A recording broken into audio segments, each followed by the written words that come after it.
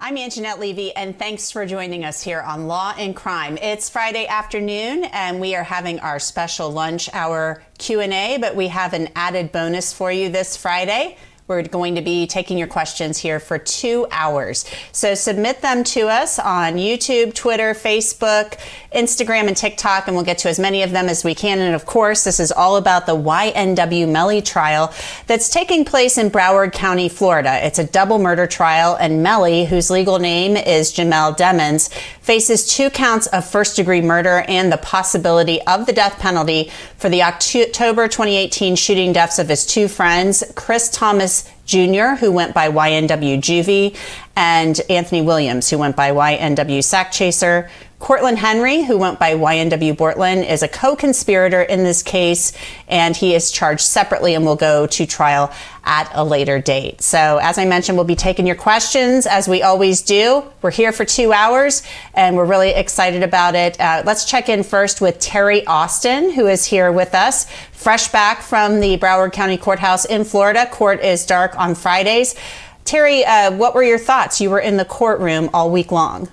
Well, Anjanette, it was riveting. There was a lot going on. Judge Murphy was getting a little bit impatient with both sides. At one point, defense and the prosecution were bickering about documents, and the judge said, look, and he said this to the prosecution, just produce the documents, because earlier the prosecution was sanctioned because she failed to produce some documents. So I think there's a lot of tension between the attorneys, and frankly, the judge is just ready to get this trial moving.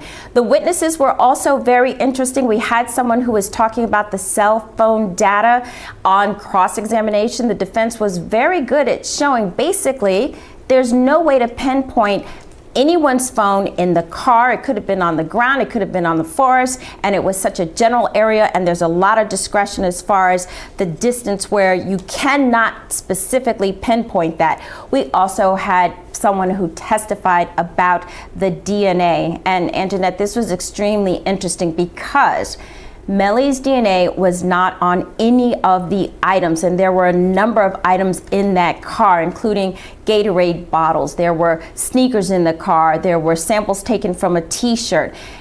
He was not found on anything except the rear driver's door handle. And the interesting point about that is initially his DNA was not on that either, but a second follow-up just weeks ago showed that his DNA was there. So that was a little suspect, and it was a little interesting that it was only years after that they asked for this second follow-up on the DNA, and that's the only place where they found Melly's DNA. So I think some very interesting moments both on the witness stand and between the attorneys. The jury was paying very close attention. No one was asleep. Everyone was leaning up in their chair, even for the information that was a little bit tedious. And by the way, I must say, Melly paid close attention as well. Oh, I'm sure he did, because literally his life is on the line. He faces the possibility of the death penalty. We've been telling everybody that since we started covering this case, and there's a lower threshold for that now in the state of Florida because of a new law signed just in April by Governor Ron DeSantis. The vote for a death penalty verdict now has to just be 8-4 instead of 12-0, the unanimous verdict that they used to have to impose the death penalty. Let's start taking some questions. Also with Terry and I today, Michael Bryant, an attorney and host here at the Law and Crime Network, and Bradford Cohen, who actually represented YNW Melly in this case a while back, no longer does. So thanks to everybody for being with us today. Our first question comes from Kayla Davis, 1919, from YouTube.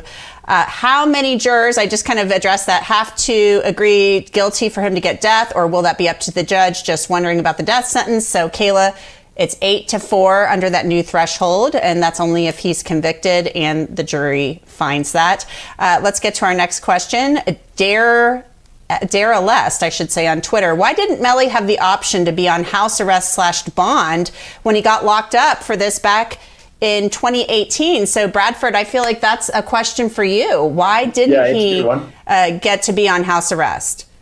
In these type of cases, the judge holds a hearing, an Arthur hearing, essentially because there's no guarantee to bond on this type of case. So they would hold an Arthur hearing to find a proof evident presumption great, meaning if the state has enough to say that proof evident, which is lower than beyond a reasonable doubt, obviously, or presumption great. So he would hold that Arthur hearing. That Arthur hearing, he would make a finding of that. Even if he found that proof evident and presumption great was there, the judge can then use his discretion whether or not to give that individual bond, depending on the prior record, depending on what the accusations are in the case. And he would look at whether or not he was a flight risk, whether or not he was a harm to society or potential harm to society. And he would look at all those things and then weigh those things against whether or not they should hold him in custody. In this case, the judge felt that he should hold him in custody instead of giving him a bond or house arrest. In Cortlen's case, Cortlen Henry, who's the co-defendant, because he wasn't being accused of being the actual shooter, he was given a bond with house arrest, and I think he's been on house arrest since the incident occurred. Oh, that's really interesting. Yeah. Let's get to our next question. Jamell Demons from Facebook. Michael Bryant, at what point will we get evidence that means something? In other words, smoking gun evidence.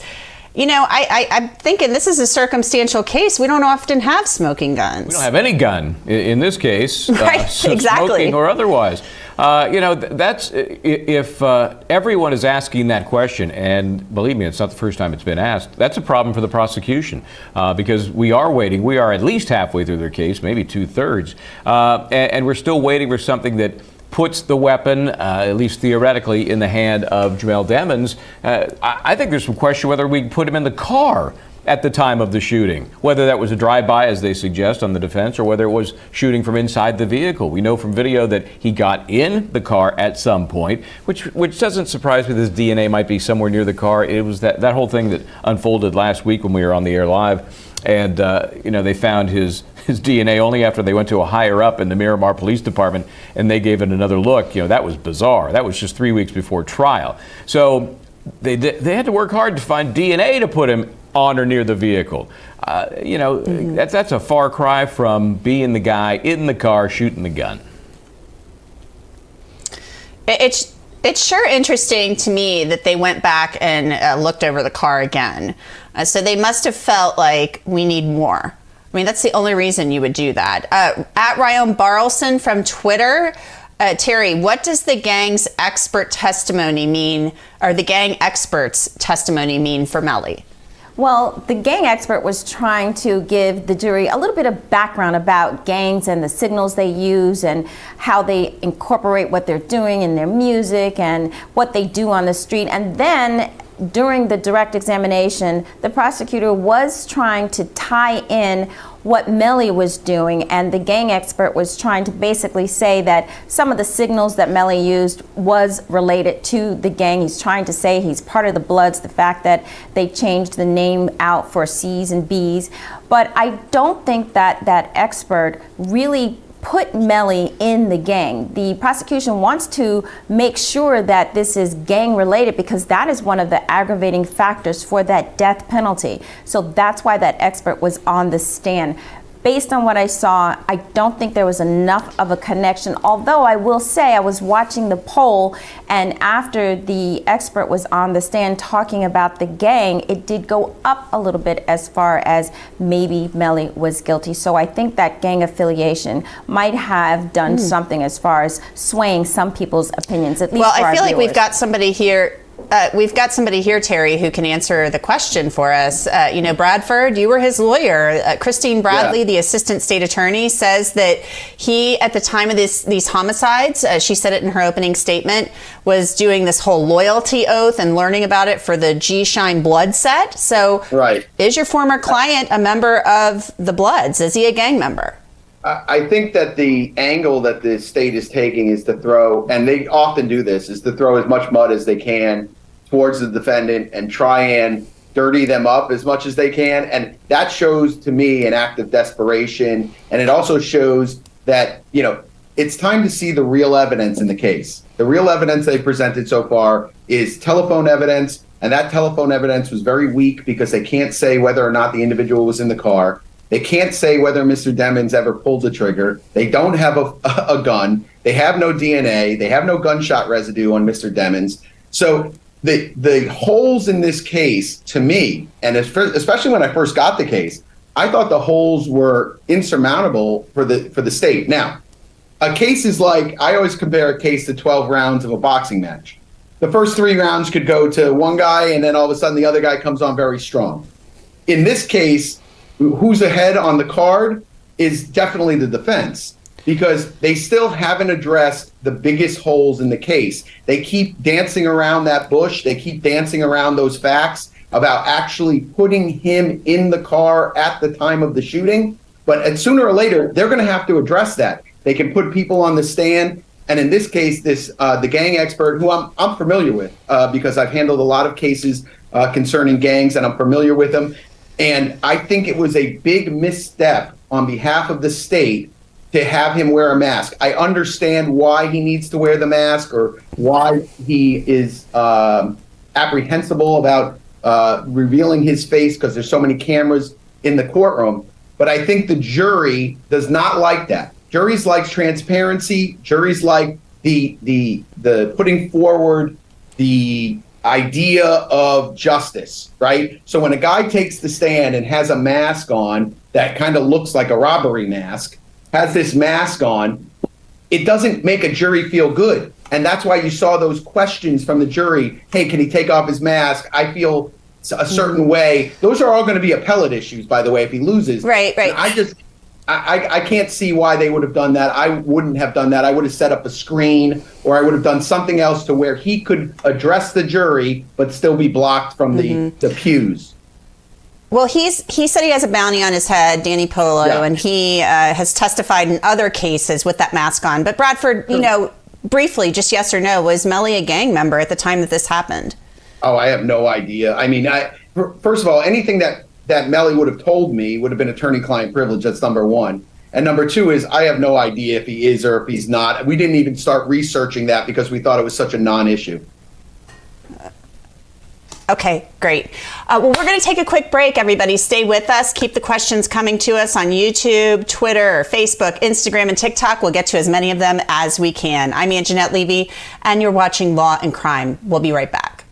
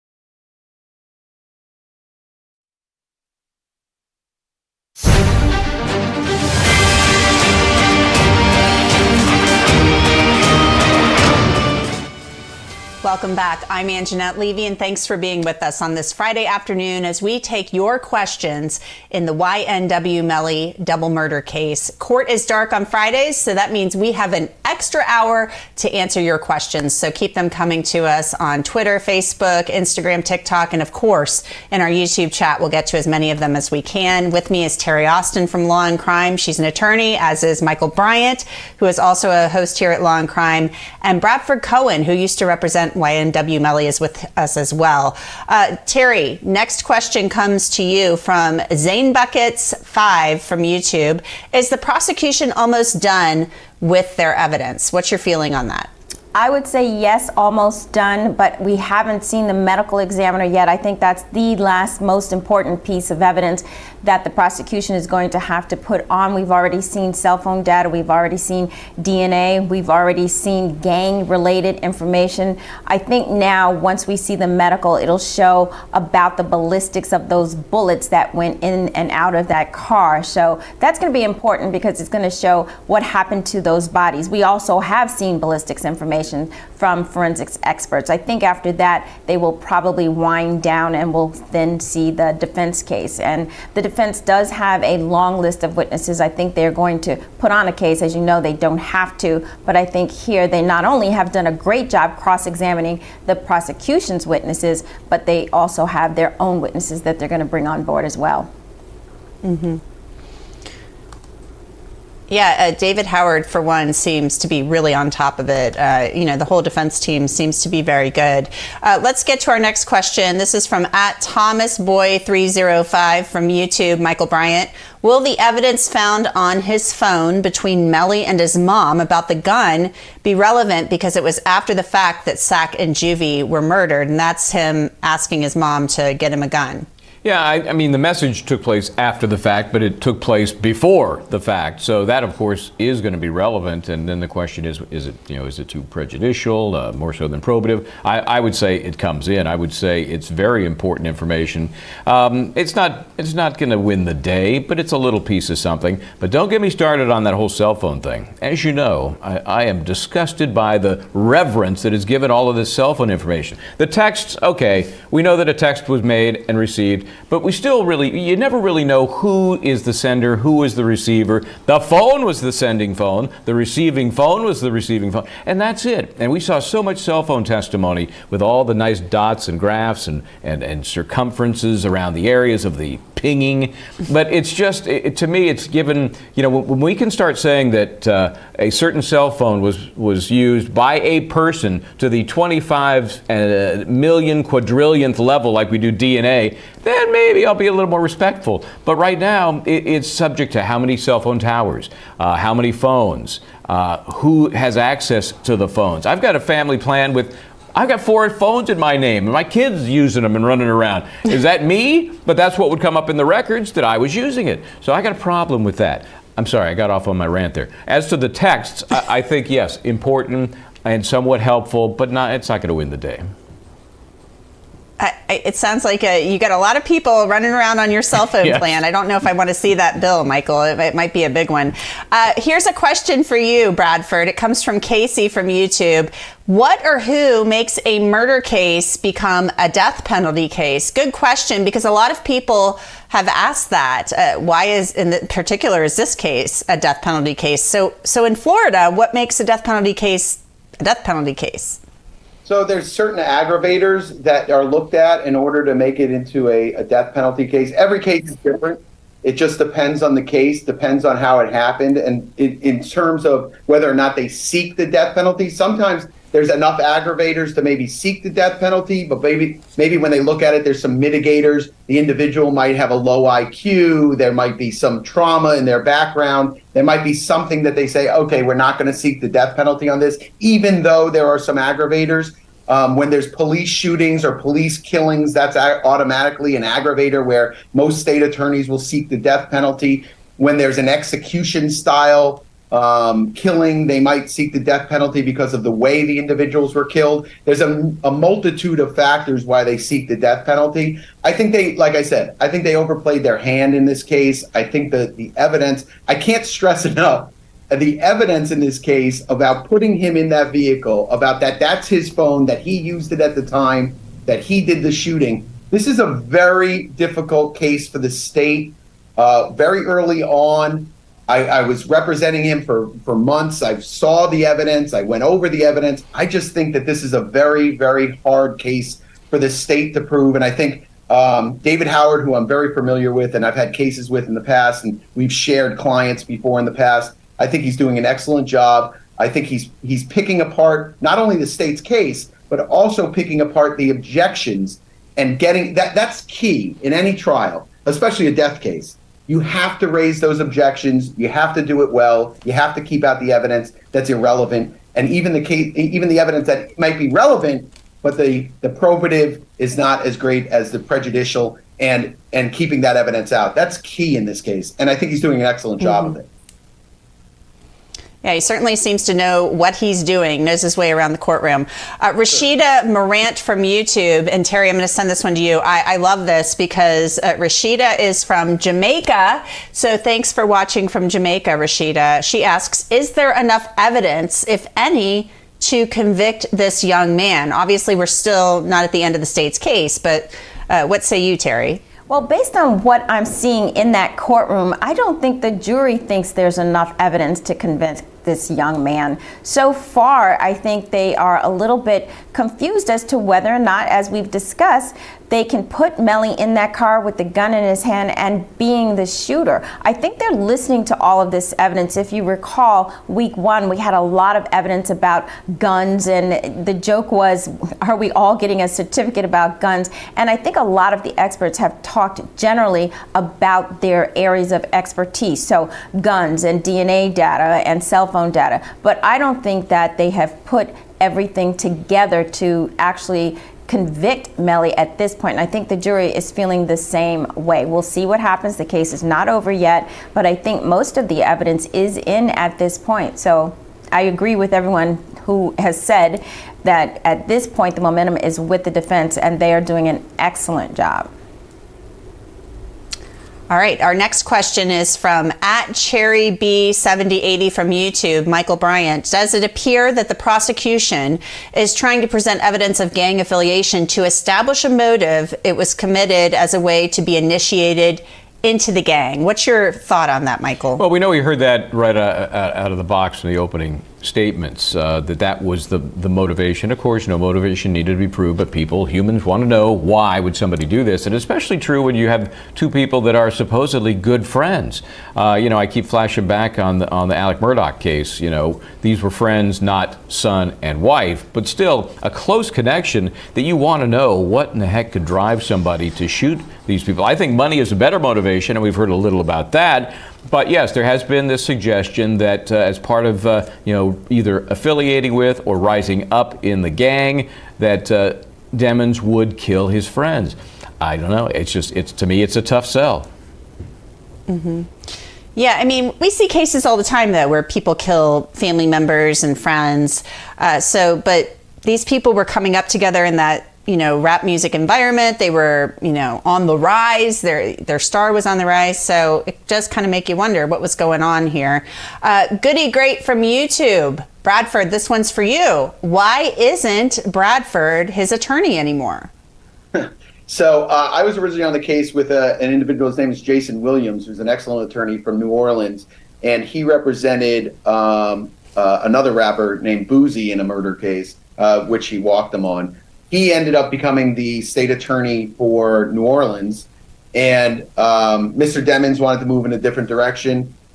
He wanted to hire other attorneys, and I was okay with that. I always look out for the best interest of the client, and I treat it just like a doctor-patient relationship. If you guys aren't, you don't get the same vibe, or you're not vibing together, I have no hard feelings whatsoever. I was called 6 or 7 months ago to come back on the case. But I don't, I'm not a fan of jumping off and jumping back onto cases. I think that he's got a very good team. I think David Howard's an excellent lawyer, and I don't want to ruin or, get involved in between a client and his new attorney. So I didn't get back on the team. But that doesn't mean I don't think the case is good. I think the case is a great case. I honestly think it's a defense case. We'll see what the verdict is, because you never know in any trial. But I think it's a very good, strong defense case. All right. Our next question, at CR-TN5RF from YouTube. What will happen, Terry, if he beats the case? Will he be freed right away?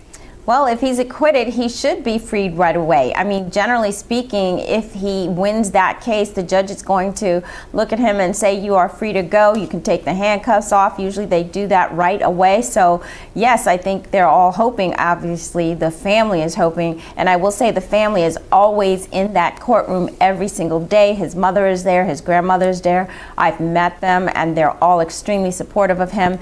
And if, in fact, he does win this case and he's fully acquitted, you better believe that he'll turn around and hug them. He hasn't been with them for all of these years, and apparently he's under 23-1, which means that, you know, he's behind bars 23 hours of the day and he's free for 1 hour. So some of the laughing and joking I think that you see is probably because he hasn't had an opportunity to be out.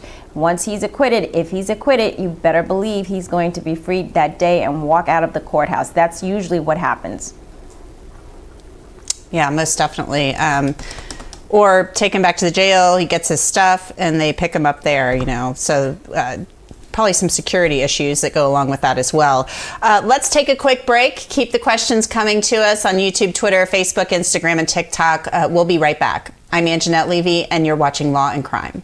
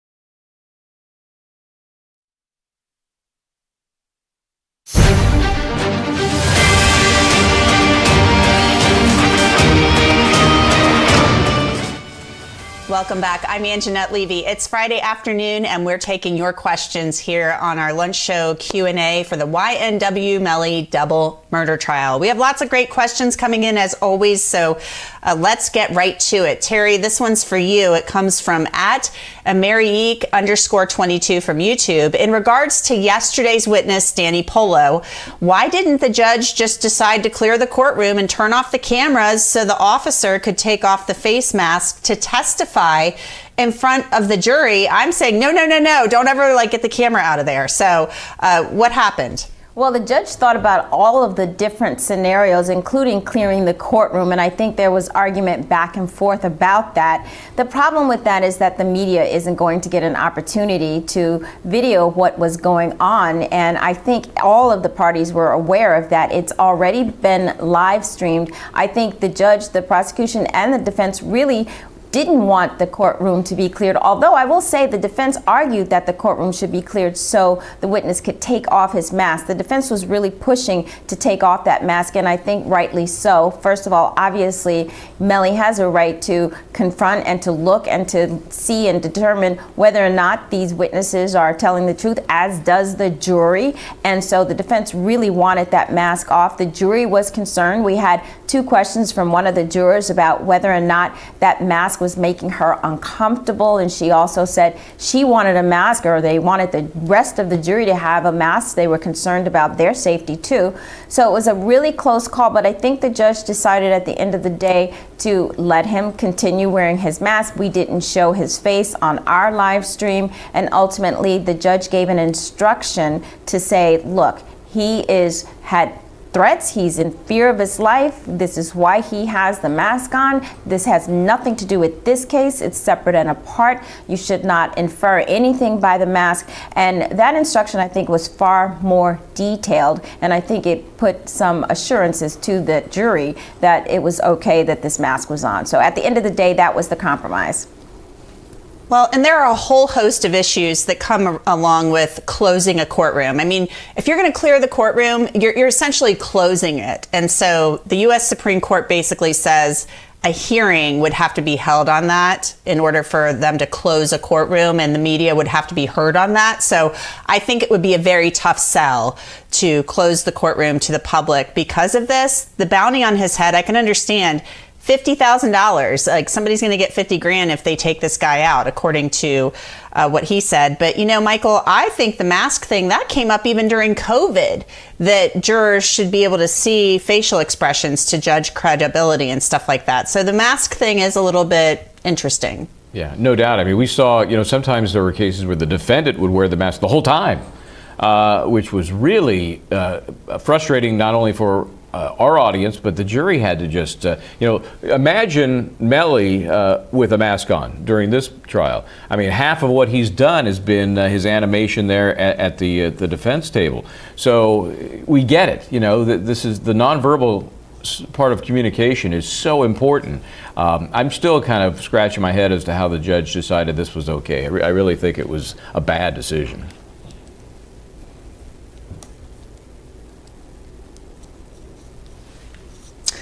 Yeah, definitely. All right, Blair Carlton from YouTube. Will the jury likely take Melly's conduct in the courtroom into consideration? Bradford, what do you think of that? So in any case, and I've been in some pretty high-profile trials, in any case, the actions or reactions of the defendant is always taken into consideration by a jury. But at the end of the day, you'd hope they look at the evidence, you hope they look at the lack of evidence, and you hope that prevails. But the attitude of the defendant, the way they're dressed, the way they present themselves, that's always something a jury looks at. People make a living out of dressing defendants, out of telling them how to act, out of picking jurors. So that is a whole nother area of law that's often overlooked. I like to dress my defendants a certain way. I inform them on how to behave and how to act. I don't do whispering in terms of there's a lot of things that you just have to take into consideration when you're before a jury. Even for lawyers, sometimes we react. Sometimes you hear something that someone says on the stand that's so ridiculous, you want to react. And the same way during cross-examination. Sometimes on cross-examination, I have to pull myself back from, saying like, this just doesn't smell right, because we're not there to testify. We're there to elicit facts, and then at the end of the day, put them all together in a closing argument and say, this is why the state did not prove their case. This is why they did not meet that burden of evidence. And does the reactions or actions of a defendant come into play? I think it does, but I think ultimately a jury is going to look at the lack of evidence in this case. And like I said before, I think it's a defense case. All right, our next question from Flow God Gamer from YouTube. Will the medical examiner's testimony be worthy of death penalty or any jail time as a whole? Terry, how important do you think the medical examiner's testimony will be? It's the one I am waiting for. And if that medical examiner has his facts in order, and if in fact there's no holes made in his testimony, I think it's going to be pivotal, because if he says that the cause of death was a bullet, say for instance for Christopher Thomas in that back seat, let's say he says, a bullet to the head, close range. That's pivotal, and that is something that is going to sway that jury unless the defense can make something of it. And the same with Anthony in the front seat. If his kill shot was something that was close in range, I think they can sway the jury and they can think, okay, then the gunshot came from the inside. They still haven't put the gun in Melly's hand. So I think if they have a medical examiner, he knows what he's doing, he's carefully looked at that autopsy, he's done a report that is sound, the jury is going to look at that and take it very seriously. And if he goes on to say that all of those other bullets were done, and we've heard this already from the opening, after the fact, that's a problem. This one's from TikTok, Michael Bryant. It's from My Thoughts. Why do you think his DNA on the door handle is suspicious? Didn't you say that he got in on that side? Yeah, that's what I thought. It was more odd that it wasn't there, or was more difficult to find until some supervisor gave it a second look, because, I mean, you're watching the video and we see him get in that side of the vehicle. He didn't climb through the window. He must have touched the handle at some point. So I thought it was no big deal. I thought it was, the bigger concern I had was that the way they found the DNA was just, like forum shopping is the example I used the other day. I'm just going to go to enough people here in the department, at the Miramar department, until somebody has the answer I'm looking for, and that just stinks. It just doesn't smell right. I think it was a huge blunder to come in and say, hey, his DNA is on the driver's side passenger of the vehicle. Have video of him getting in the car. Why would then you show that there's DNA that was found 4 years later? Like I said, juries these days, they question everything. So 4 years later, you find DNA on the driver's passenger door. It just doesn't smell right, and it doesn't make the prosecution look good. And that's the problem. I think it's very hard to regain trust from a jury when you lose it. And I think that the prosecution here is losing their credibility I think from the moment they started arguing with the ex-girlfriend's mom and saying, putting it on me. I didn't do that. I didn't threaten you. I didn't do this.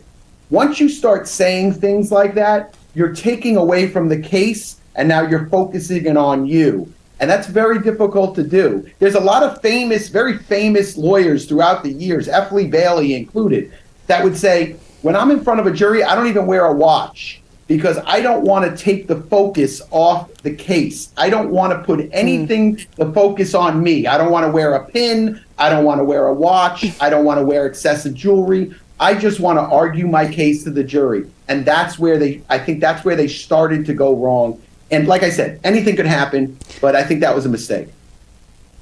Interesting. Yeah, it'd be nice to know why they decided to go back and look for that. Because you know what? He could be sitting there, his DNA's there. Maybe it's there, maybe it's not. Just because you're there doesn't mean you left your DNA. All right, let's take a quick break. Keep the questions coming in, and we'll get to much more of them when we come back. I'm Anjanette Levy, and you are watching Law and Crime.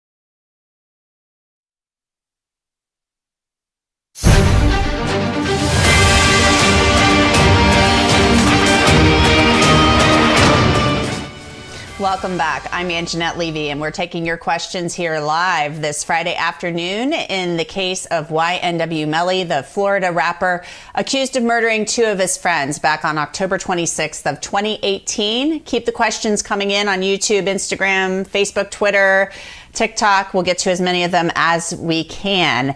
Let's get this next question over to Michael. Darth Yoda from YouTube, not Darth Vader, Darth Yoda, asks, how does the court make sure that the jury is not watching the media or social media for influence? Very good question. Well, Darth, what are you going to do? Are you going to have a big brother system where, it's really an honor system. And what I think we found over the years in different cases is if somebody violates that very important rule, it gets learned. Either they can't keep their mouth shut and they say something to another juror, and maybe another juror who rats them out because they take it so seriously.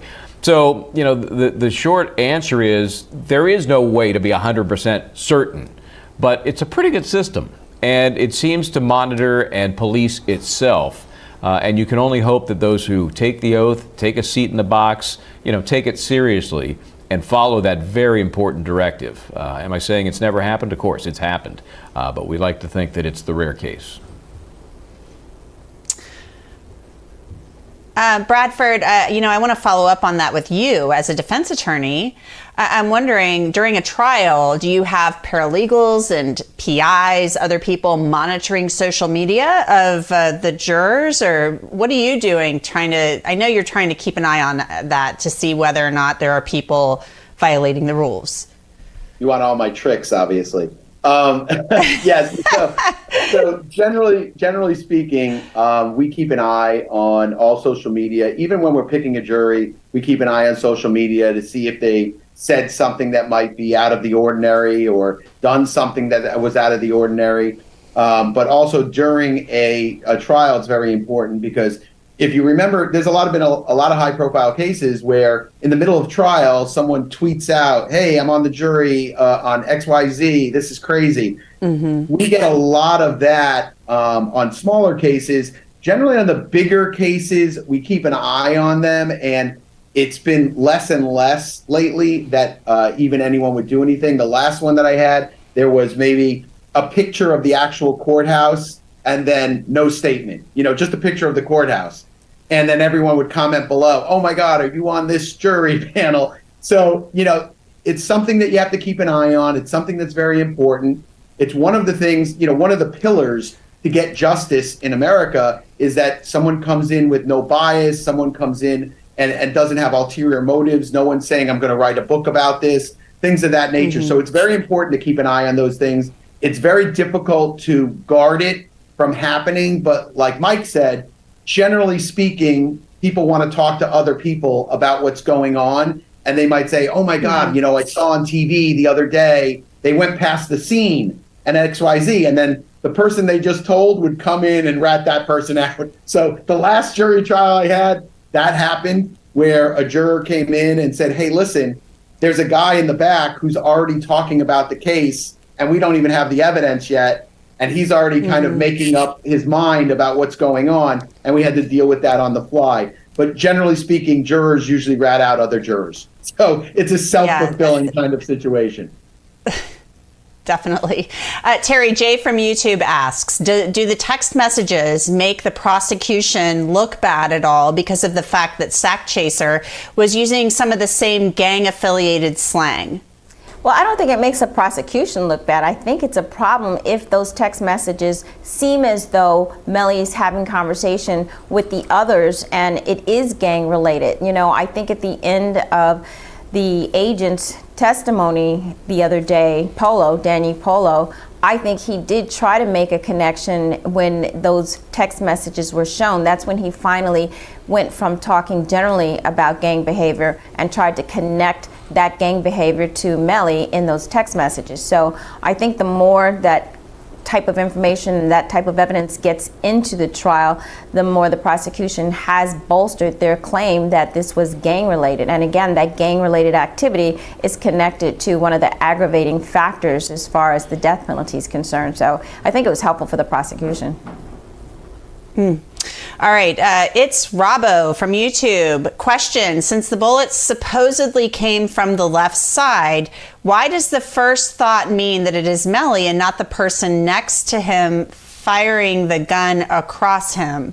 I'm not sure that would be possible, Michael, if they think that some of these bullets were coming from the left, so there wasn't anybody on the other side of Melly, from what I understand, right? If we believe the prosecution's placement of everybody, you're right. What I think is interesting is, and Terry mentioned it when we hear from the medical examiner, we'll get more information on this in terms of the distance between the gunshot and the victim and the wound.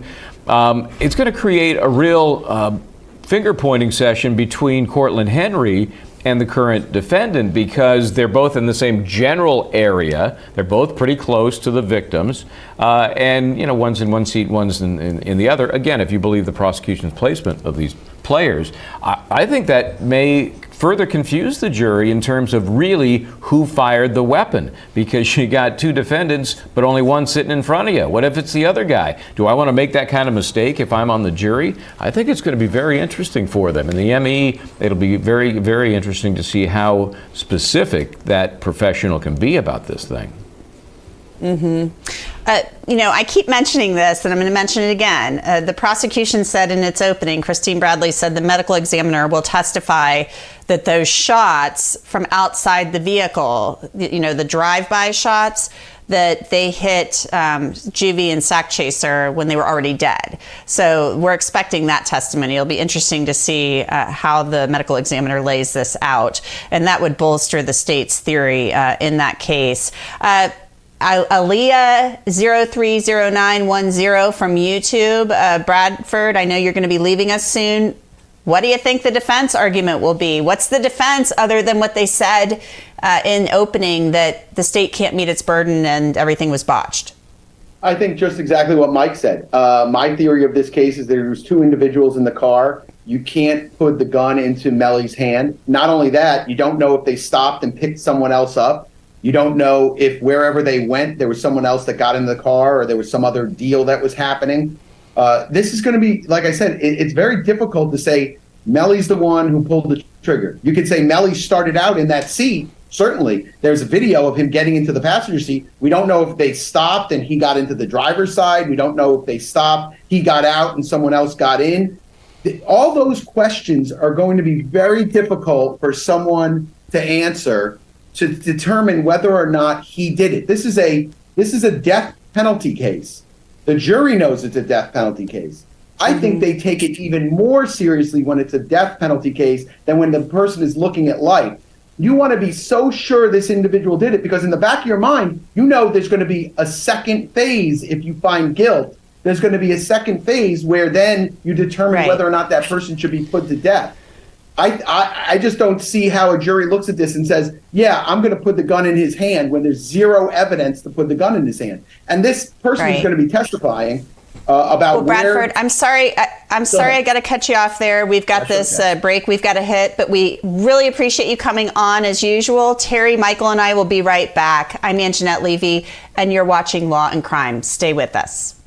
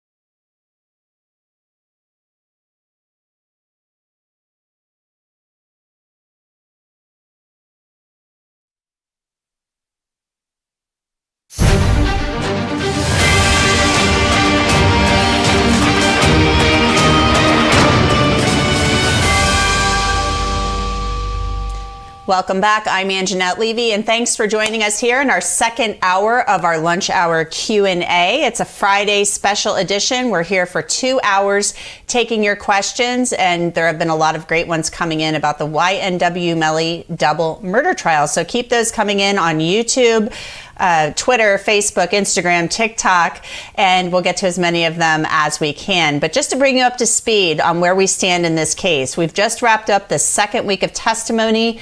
The rapper, known for his hit Murder on My Mind, faces 2 counts of first-degree murder and the deaths of his friends and fellow rappers Anthony Williams and Christopher Thomas. Those victims went by the names YNW Sakchaser and YNW Juvy. And these were lifelong friends, all of these guys. Defendant Jamell Demons and his co-conspirator Cortlen Henry were in the car with the 2 victims on October 26, 2018. They were leaving a recording studio, and then what happened afterwards is in dispute. Cortlen Henry shows up at the hospital with Juvy and Sakchaser in the vehicle. They are dead. Melly is nowhere to be found. The prosecution says those gunshots were fired from inside the vehicle by Melly, and Melly says, hey, I didn't do it. I wasn't in the car. So that's where we stand. As I mentioned, we're taking your questions this hour. Keep them coming in. With me is Terry Austin of Law&Crime. She's an attorney and host here and has been in the courtroom all week covering the case for us. Michael Bryant is an attorney and host here at Law&Crime as well. And Offie Patterson is an attorney out in California. So thanks for being with us. Let's get right to the questions. Terry, let me send this one over to you. Did they search for any of Melly's clothing from that night? This comes from Delmar Durham from YouTube. You listen to the defense and their opening, the answer is no, they did not search for clothing of anyone, frankly. They did have a t-shirt in that car. I think it belonged to Anthony, if I'm not mistaken. And they did do some DNA analysis on that t-shirt, the front of the t-shirt and the back of the t-shirt. But one of the things that the defense said during their opening was, look, they did not follow up on anything as far as Henry was concerned, as far as Melly was concerned. No clothing, and so the answer to the question is it doesn't seem as though they really followed up on what was in the car other than, you know, some of the bottles and some of the shoes, and nothing that the defendants, and as you know, Henry is one of the co-defendants, that case has been severed, but I haven't seen any evidence of any analysis of the clothing that either of the defendants was wearing. Okay, Goody Great from YouTube. Why does Melly, Michael Bryant, need 3 defense lawyers? Well, there's no rule about how many you do need or have Right. to have. And sometimes a case is broken down into subparts so that certain attorneys will handle a certain number of witnesses, or maybe there's somebody that does just the medical, or somebody who does just the cell phone data, or maybe somebody who does just the DNA. So I don't know, is it a show of force? Is it like, hey, let's see how many attorneys I've got. How many do you guys have? I don't think it's that. I think sometimes a case can be complex, can need attorneys with specific talents, and you've always got a lead attorney and the others are kind of helping carry the load. So I don't make a whole lot of the fact that he's got 3 attorneys here. And, David Howard is obviously the lead guy on this. He's the lead attorney. He's got a lot of presence about him. This is also a death penalty case, so maybe there are attorneys with specialties in that area as well, the mitigation part of this. Let's go to you, Offie. Will or has the jury been made aware of the discovery of evidence violation, the discovery violation that we heard about the other day by the prosecution? And this question comes to you, Offie, from Brittany Garcia from YouTube. Oh, thank you, Brittany. What discovery violation in particular are we talking about? Oh, there was some evidence Because the other day. there are lots of breaches. Well, there was some evidence specifically the other day regarding cell phone testimony. The defense said they didn't get that information. The judge said this is a discovery violation. So usually I'll say no, because a lot of times attorneys will argue outside of the presence of the jury. And I do believe the prosecution, they turned over some information to the defense, I think the morning of, during trial. One of the attorneys, one of the defense counsel said that she received it via email. And I think there was some confusion about the she asked the prosecutor to please, as a professional courtesy, can you please print these documents? And she did not want to do that. I do recall the judge saying, Jesus, just print the documents for her. I might be paraphrasing, but I know he did say, Jesus, print something for her. Usually the jury will not be apprised that an attorney is going to be reprimanded or admonished because they didn't follow a procedure. So I'll say no to that. But again, the prosecutor has had a lot of challenges with turning over evidence and with following the proper procedures and evidentiary protocols to get different things into court. Well, and certainly, this did happen outside the presence of the jury. So the jury is not going to be made aware of this. The judge is not going to say, hey, the prosecution, I just said they had a discovery violation. So that is not going to be something that the jury should be learning about. They're just not allowed to present that evidence. John Schmutnick from Twitter, if you were a juror and had to decide right now, how would you go, guilty or not guilty, Terry Austin? You were in the courtroom all week. Well, if I had to decide today, and I'm sitting on that jury, and I've heard the evidence thus far that the prosecution has put forth, I would say not guilty. And I certainly think that's where the jury is right now. They have to prove that case beyond a reasonable doubt, and there are multiple doubts in this case so far. Nothing I've seen, not the DNA so far, not the gun ballistics information, nothing I've seen so far has put Melly in that car with the gun and has him as the shooter. They're going to have to do much more. We might see more. The case is not over. We talked about having the medical examiner.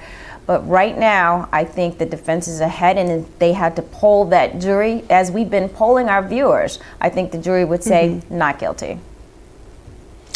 Well, and we're definitely not at the end of the case. We're nearing it, probably the end of the state's case, but not there quite yet. This one, Michael Bryant, comes from Sherry Reedy, 5695, exclamation point. Does the phone evidence submitted so far show that it was in fact Melly using his phone? And will the T-Mobile service be able to show that the murders happened from inside the vehicle? Oh, Sherry, don't get me started on that cell phone stuff. Yeah, I mean, we all know that it has some general purpose. Okay, there was a phone in the car. It was attached to Melly. Okay, so what? I think there's no way you can conclude that Jamell Demons did these murders just because a phone attached to his name was in the proximity of the shootings. I just think it's just too tenuous without more corroboration. So, yeah, if you're hanging your hat on that cell phone stuff, I think it's a loser.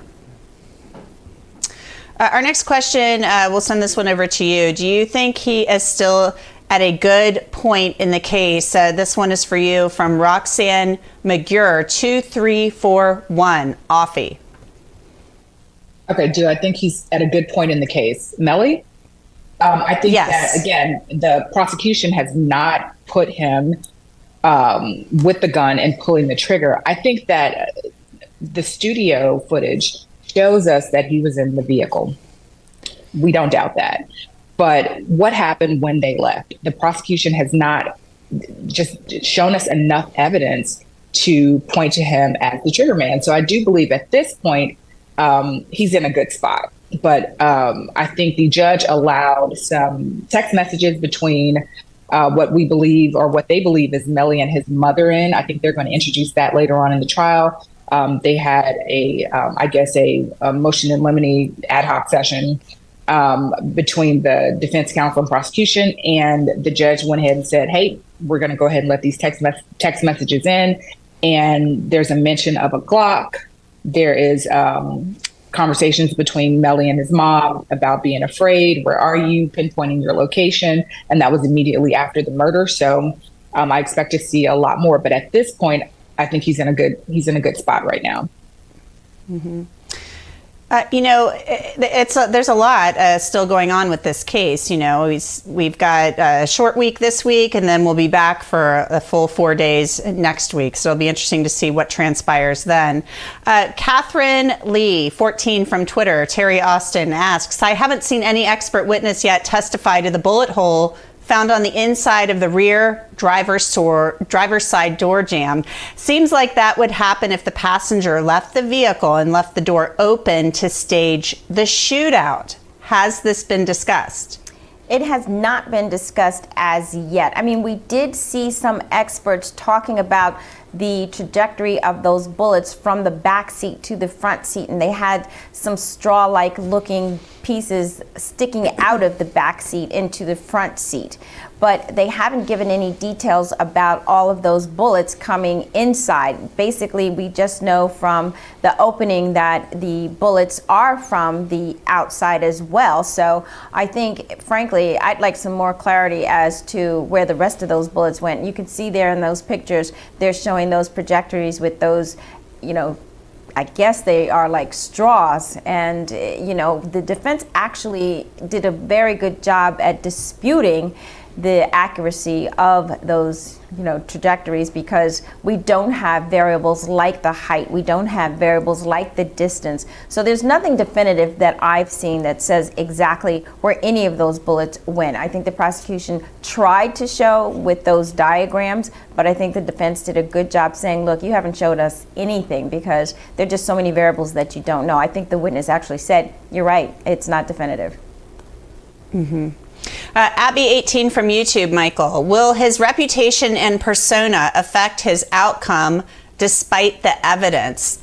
What do you think, Michael? Is Melly's, who he is, his persona, going to affect this at all? No, you would like to hope that during voir dire, you know, every prospective jury member was not only death qualified, as they needed to be for this case, but also those biases were explored. You know, there's so many cases, so many stories about those in the music business, you know, having these violent encounters. You know, this is not a rare story exactly. It's more interesting because it's really truly a whodunit.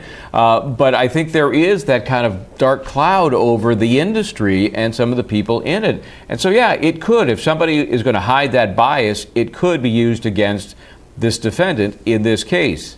I think they'd have to overlook a lack of evidence to get there at this point. But yeah, of course, these background questions always impact what happens in a case. But you hope that the folks in the box have been asked about it to the degree that everybody's satisfied they won't hold those biases, if they have them, against this defendant. You can only hope. Yeah, and a lot of defense attorneys will tell you that cases are won and lost in jury selection. You know, they get a vibe, or they do their research and see who these people are and go from there. All right, let's take a quick break. When we come back, we'll take more of your questions, so keep them coming in on YouTube, Instagram, Twitter, Facebook, and TikTok. We'll get to as many of them as we can. I'm Anjanette Levy, and you're watching Law and Crime.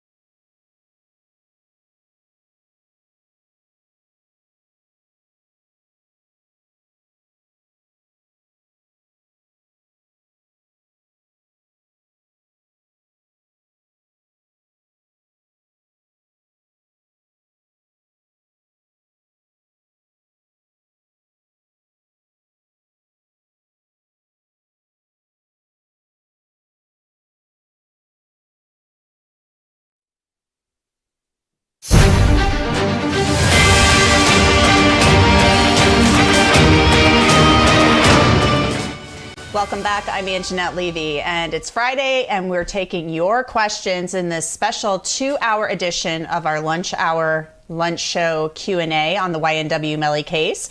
Lots of great questions coming in, so we're going to get right to them.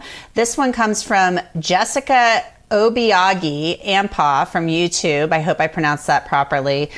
Terry, from the video, there was a red car alongside the one Melly was in. Have the people in the red car been interrogated in case they saw something? Well, yes, I think they have been interrogated. I do recall that they mentioned during openings that there were some conversations, but the defense is saying that it wasn't followed up enough. There were, as I recall, 4 people in that car, as there were 4 people in the car where Melly was. And one of the things the defense is saying is this wasn't followed up enough to find out what these people knew, to go back to the house where Henry was. So the investigation, at least according to the defense, was botched. Now, whether or not these people will be called on the defense case, they have not been called on the prosecution's case. The prosecution has been focusing mostly on data like DNA and data like guns and data like, all of the forensics going on. But we will, I think, see more people, more individuals who might have been involved. And we may see on the defense case some of the individuals who were in that car. Right now, we haven't heard much about them at all. Mm-hmm. We do know that they were questioned, though, and Christine Bradley talked about that, the prosecutor, in her opening statement. So it'll be interesting to see if we see any of those people get up there. Our next question comes from It's Robbo exclamation point from YouTube. If Melly does end up winning this case but has to go on house arrest, for example, will the judge decrease the time on that punishment due to his diagnosed mental disabilities? And Michael Bryant, I think this has to do with the fact that some people were commenting on TikTok the other day that Melly has ADHD and maybe some other things going on. I'm not sure if he wins the case why he'd have to go on house arrest. What do you think? That would make no sense. Obviously, if he's acquitted, once he's processed out, he's a free man, he's done. There would be no house arrest. But it's interesting that people are focusing on whatever the chatter might be about some sort of ADHD or spectrum issue, or it's very interesting always to see what the people outside looking in to this case are making of it. But yeah, acquitted, you're out, you're done. Nisha Graves from Facebook. Is Cortlen Henry out on bail during the trial, Afi? Yeah, I do believe he is out on bond. He got a lower bond than Melly. I think Melly has no bond. And I know there were a lot of questions about that. And I have always said that 2 people who may be charged with the same crime, they don't necessarily get the same bail amount, because you always look at, first of all, your attorney matters, but you also look at your criminal history, your standing in the community, your reputation. There are a lot of things that go into setting somebody's bond. So, but to answer your question, yes, he is out. Our next question in Pretty Vibes 333 from TikTok, it's pretty clear where she stands on this case. She asks, do you think Melly will be able to sue the state if found not guilty as compensation for the 5 years they stole from him because of circumstantial evidence? Terry, would Melly have a case to sue should he be acquitted? Well, anybody can sue anytime for anything, as the expression goes. I think if he did, he probably would not prevail. Sadly, there are so many defendants who have been incarcerated and ultimately tried and found, not guilty. And they could go back and say it was, false arrest, malicious prosecution. They could say that they want compensation for all of the time lost, the pain and suffering caused to the family. But, the prosecution and the legal authorities, the law enforcement, they have some immunity. They had probable cause to make the arrest. They thought they could win the case. They probably would be protected as far as that is concerned. And as my law school professor used to say, too bad, so sad. It's a very difficult situation. And I think the families obviously are hurt by the fact that you're in jail, you've missed your life, but the way our system has been designed, it's very, very, very difficult to prevail on that type of claim. Yeah, I would think so. It'd be different if he was determined to be wrongfully convicted. You know, those are cases where defendants typically have a valid claim and can get awarded some money from the state, but not for just being charged and put on trial. At Jason, follower of Christ from YouTube, asks, how is 100K track Jamison Francois not charged? Michael, I'm sorry if this one's coming out of left field, but how is this other guy not charged, the Jamison Francois? Yeah, I'm not all that clear on his connection to any of this, to be honest with you. And you know, we talk about the prosecution having trouble putting the case together against Jamell Demons. I'm pretty sure that's why this Francois has not been in the mix. Apparently, they don't find him connected in any way that suggests criminal activity. Whether he did or not, I don't know. I don't know enough about what he did or didn't do. I got to be honest with you. Mm-hmm. Yeah, and let's keep in mind, too, it seems to all be focused on the state's case, at least. The people charged were the people that got into the car that left the recording studio that night. Cortlen Henry, Bortlen, and Jamell Demons, YNW Melly. Those are the two people facing charges. So they think that these two paired up, staged this phony drive-by, that's the state claim, and this was actually just a murder between friends. That's what the claim is, at least. Let's get to our next question for you, Afi. Let's see. Britt, we already asked that one. Clayton from YouTube. As of right now, who do you think has had a better trial? Afi, I think I know where you stand on this one. You know, the masterclass that we're getting, I think that defense counsel for Melly has been, he's been brilliant. He's been doing his research. He's been staying up late. And I love the fact that he comes in with his primary sources and just amazing case law. And I think that what I find interesting is every time he stands up, I see the prosecutor, you know, roll her eyes and get a little bit exasperated. And I've seen that before when I've had my trials. And I often think to myself, should I do less? You know, how should I unburden you? Oh, dear prosecutor, no, I should do everything I'm supposed to be doing to zealously defend my client. So again, I do think defense counsel has just been giving us all a masterclass in courtroom procedure, evidentiary procedure, and it's been great to see. Let's get to another question now. It comes from Paris Lakewood from YouTube. Terry, is there a higher chance he gets out or doesn't get out? So it's pretty clear cut how this is going to work. Yeah, I mean, we don't know what that jury is going to decide. We're all looking at this from a legal perspective, being attorneys and analyzing the case and knowing what that burden of proof is. It is beyond a reasonable doubt. And frankly, based on the evidence that the prosecution has submitted thus far, I am not convinced beyond a reasonable doubt. I think there are lots of doubts in this case, but you never know what a jury is going to do. There might be someone in there who convinces them, look, who else could it have been? And we could get a conviction. I do believe right now that if we had to poll that jury, we would not get a conviction. We would get an acquittal.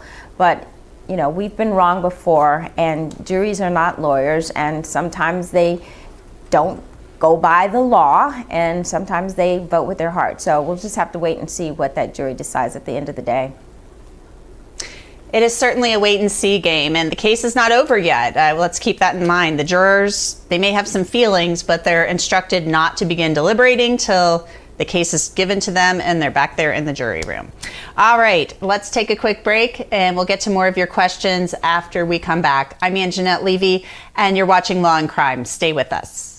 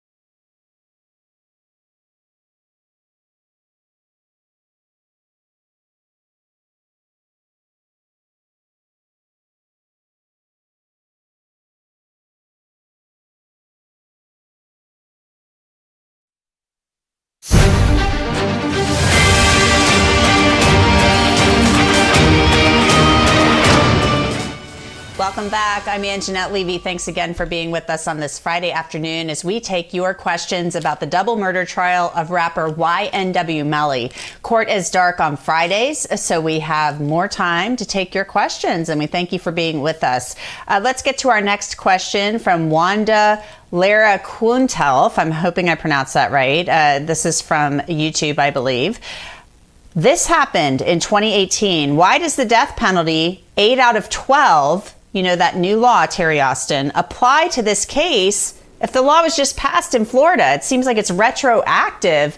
What's going on with that? Do you know? Well, the way DeSantis wrote that law, it started in effect immediately, and it applies to current cases. So this is a current case. They asked for the death penalty. That means when that conviction, if that conviction occurs, the jury will only have to have an 8-4 versus the unanimous 12-0. And so it's going to apply to any case that is currently up for the death penalty. So it all depends on how that legislation is written, and the way this legislation was written, DeSantis wanted it to apply immediately. The suspicion here is that DeSantis did this because of the Parkland shooter case, and we all think that because that case came back and he did not get the death penalty and he admitted to his guilt, and there were multiple aggravating factors in that case, DeSantis changed the law that it doesn't any longer need to be 12-0, it can be 8-4, and it is going to apply in this case if there's a conviction. And it'll be interesting to see how many appellate issues this may create. I mean, this is a sudden thing. I think they're the only state in the nation that does this, that doesn't have a unanimous vote. Let's get to our next question. Onimo Dalla, Michael Bryant asks, what if there was a drive-by? This is a hypothetical. What if there was a drive-by and Melly returned fire, striking his friends? Would Melly still be charged? Wow, that's an interesting question. We need to know more facts about how this hypothetical might have played out, so I'll object as an incomplete hypothetical. But it does bring me to a point I think is the weakest part of the defense, and that is this whole story about the drive-by is what really happened. I think that story by the defense, which is difficult to prove at best, makes the defendant, maybe both defendants, the one sitting there, Jamell Demons, and Cortlen Henry not sitting there, look more guilty. Why do you make up that story if not to cover up the crimes you've committed inside that vehicle? It doesn't really help this jury get to who pulled the trigger, but I think it puts a little, a little bit of a question about any of these defendants as to what they really did in that car that night, because I've not heard much evidence about the drive-by. You know, we see the bullet holes, and we're hearing that they just made that up. The prosecution suggests that, but I've heard no real evidence to support that it did happen or that they did it, just as a cover-up. It's been really just kind of brushed over. So I think that's a critical part of this case, what we do know and don't know about this alleged drive-by. Well, let's keep in mind, they did find some evidence. They showed the jury this evidence of broken glass in the one location that is not where the Cortlen Henry Bortlen claimed the drive-by happened. It was really hard to hear, but the first day of trial, we heard Bortlen's, police interview where he outlined this story and told the cops what he claimed happened. So it doesn't match. His claim, they're saying, doesn't match the evidence at that scene where they said they staged the drive-by, or at least where the state says they did it. Harmony asks, Afi, do you think the jury is becoming suspicious, wondering what evidence his defense attorneys are trying to prevent from being admissible and why? I think that's natural. It's natural to have some sort of curiosity because every other minute we are approaching the bench or we're having to take extended breaks so the prosecution and defense can duke it out before the judge. So I do think that they're getting, I don't know if I'd use the word suspicious, but maybe they're just growing a little bit more curious about what they may not be being introduced, the information that they're not getting. So, and also I think their curiosity is probably being piqued more because I don't think the prosecution has done enough to tie Melly to the murder. So there are a lot of gaps, and they're probably wondering if the information that they're not hearing would fill in those gaps. That makes sense. Mm-hmm. We have our next question, Terry. B. Rax1 from YouTube asking, if Melly gets the death penalty, how long would he be on death row? Well, there's no way BWAX1 to predict exactly how long, but what I will tell you is it will take a long time. There will be multiple appeals if there's a conviction, and certainly if there's a death penalty. Most of the death penalty cases across the country in those states that do have it, and some 30 plus states do have it, takes forever to actually be executed. So they're going to have, appeals on what evidence went in. They're going to have appeals on what evidence did not get in. And it takes time to do those appeals. I would say if I had to give an estimate, certainly years, maybe 5 to 10 years, maybe longer. We've had people on death row for more years than even that. So it takes a long time. It does take a long time, and sometimes these things aren't even carried out. It just depends on the state. A lot of these drug companies that use, they don't want their drugs used in executions. So a lot of these drug companies won't give their drugs to the states to carry these executions out. You've seen some states, Utah, I think Idaho just recently brought back the firing squad. So there's a lot that goes on with these cases, and the appeals often go to the federal level as well. Let's get to another question. Hens for All, Michael Bryant, will his lyrics be included in the state's evidence? I remember there was a motion in limine, I think, because murder is it Murder on My Mind? Is that right? Is that it? Yeah, Murder on My Mind. I'm not sure it's on my playlist, but I think that was a big question early on because, it tends to suggest very prejudicially that, hey, if you're going to write about this kind of stuff and sing about killing people and stuff, then you probably killed people. There's not a lot of probative value to that material. Mm-hmm. So I believe most of that was excluded and shouldn't be in front of this jury. Yeah, and Christine Bradley said in her opening, that's artistic expression. We're not going to get into that. So she did make that statement. She may be prohibited from getting into that as well. Plus, it's been really controversial around the country. California actually has a law about using rap lyrics in murder trials, in criminal prosecutions. So the bar, at least in California, has been raised for being able to introduce that type of evidence. Let's get to another question. Gary Dye from YouTube, Offie, we've kind of touched on this before. What will happen with Melly if he is found not guilty? Will he be provided with a check or something along the lines of y'all taking 5 years of his life? So what happens, let's say Melly is acquitted? If he's acquitted, I think Terry answered perfectly earlier. He will be set free. He'll be able to leave custody, and he, unfortunately, that would be it. I don't think that he will have any course of action against any of the prosecutors or any of the police officers or anybody involved in his custody and prosecution. I think the officers can show that they had probable cause to arrest him, and the prosecutors can say that they, did not go after him. They had a reasonable belief that he was guilty and there was no prosecutorial misconduct, and they did not have any particular issue against him. I remember defense counsel saying earlier that I think the lead detective on this case found out that Melly was involved, and if you prosecute a high-profile person, you yourself become high-profile. But I think that we've seen enough evidence to suggest that the officers, detectives definitely had probable cause to believe that Melly committed this crime. So all in all, he won't get anything except his freedom, which is a lot. Mm-hmm. Yeah, your liberty is very important, worth more than any type of, money your freedom is. Let's get to Josh, the Fortnite kid. Which side do you think the judge and jury are believing more, and how well do you think the defense team is going compared to the prosecutors? Terry, I know you've kind of touched on this several times throughout our little talk, but Why don't you go ahead and explain where you think things stand as of now? Well, I definitely do think that the defense is ahead of the game and that the prosecution has really failed so far to meet its burden of proof. I will say the question was also about the judge and the jury.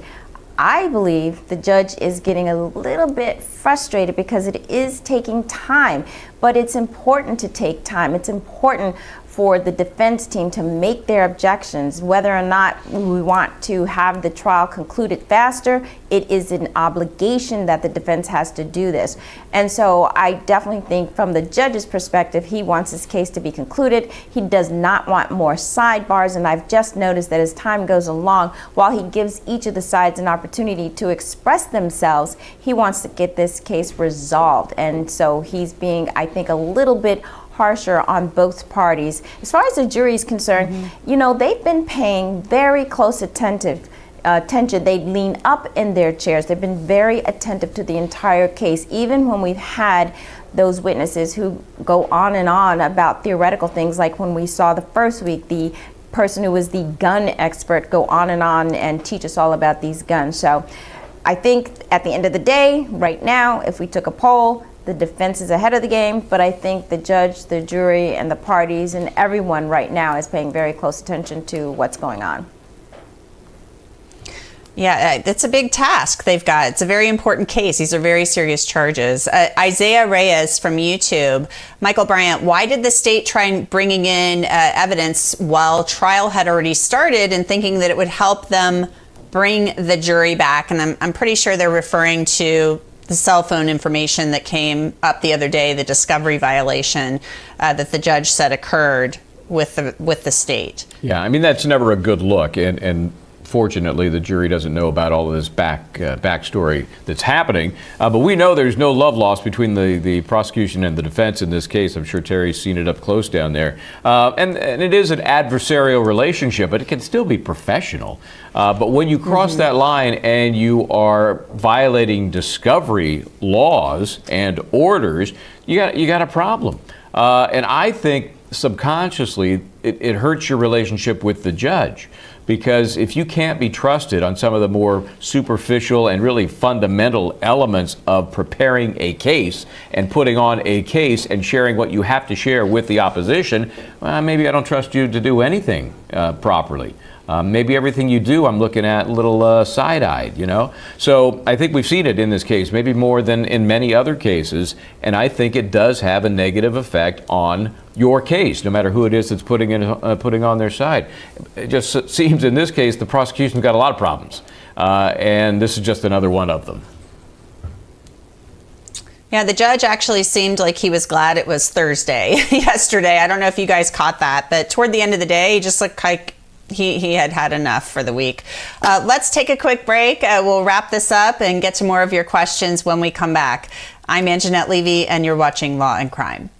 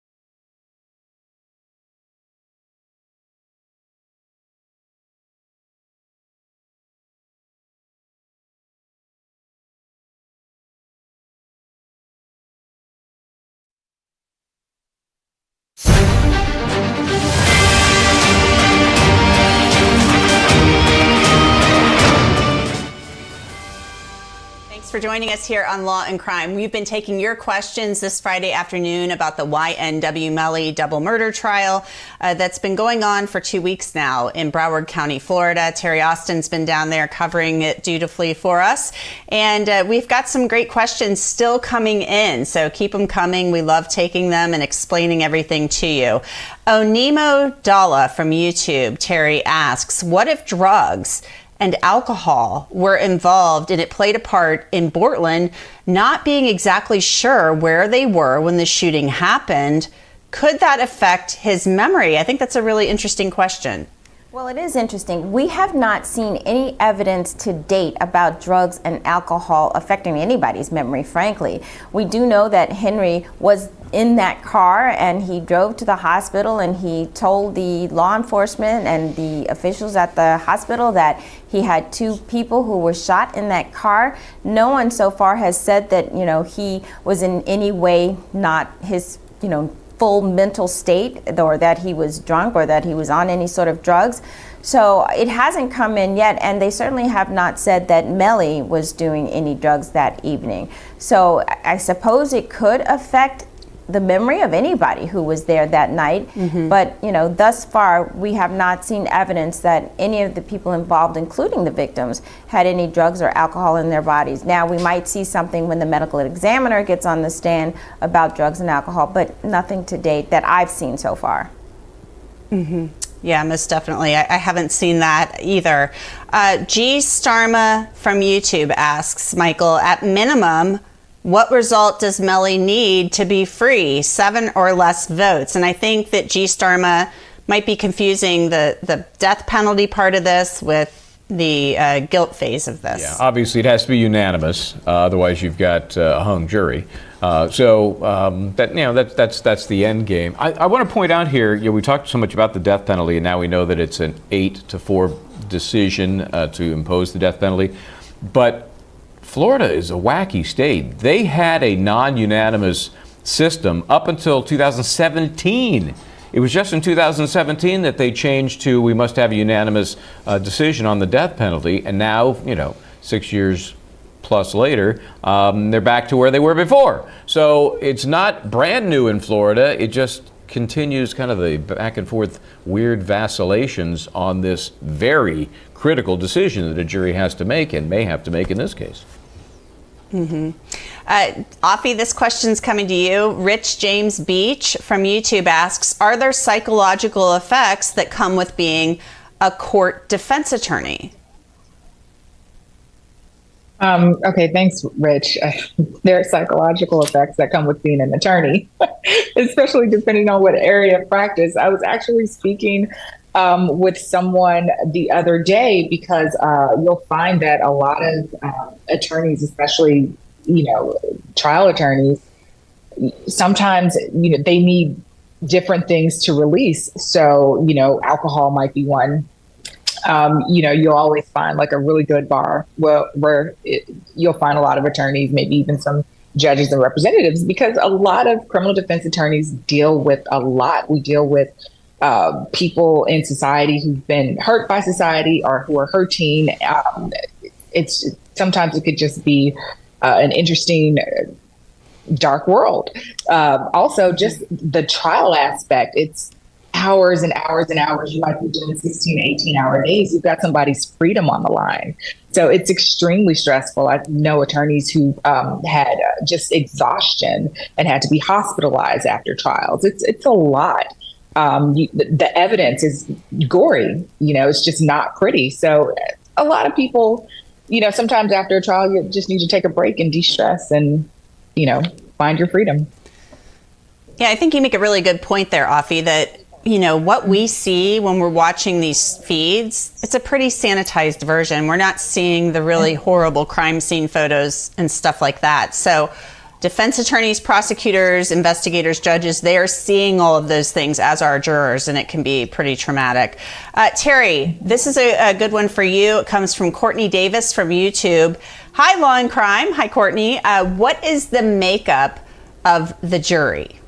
Well, Courtney, thank you for that. There are 15 jurors on that panel, and I believe I counted 9 women and 8 men. Does that add up to 15? I'll have to look at my notes again. But as far as their backgrounds are concerned, they are mixed. I looked visually. Okay, so there are 6 men and 9 women. I think that's what I said.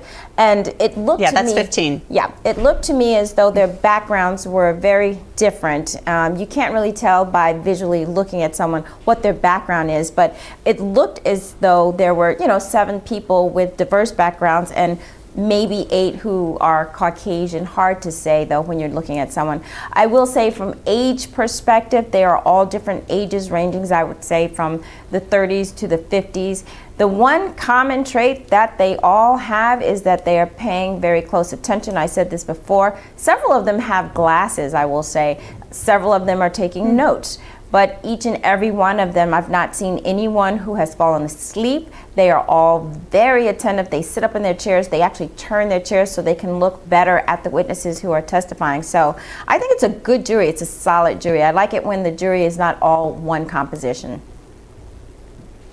It's very interesting. And yeah, they often say, these jurors are supposed to, the juries are supposed to reflect the communities they serve.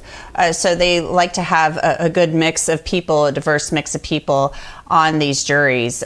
We've been taking your questions here for the last 2 hours, and sadly, we are all out of time. We love doing this, and we'll be back doing this again with you next Monday. For now, I'm going to be signing off. Michael Bryant will be taking over after the break. Terry Austin, I know, is going back to Florida next week for the rest of the trial. So thank you for being with us this last 2 hours. Afi, thank you for joining us as well. I'm Anjanette Levy, and you've been watching Law and Crime. We'll be back.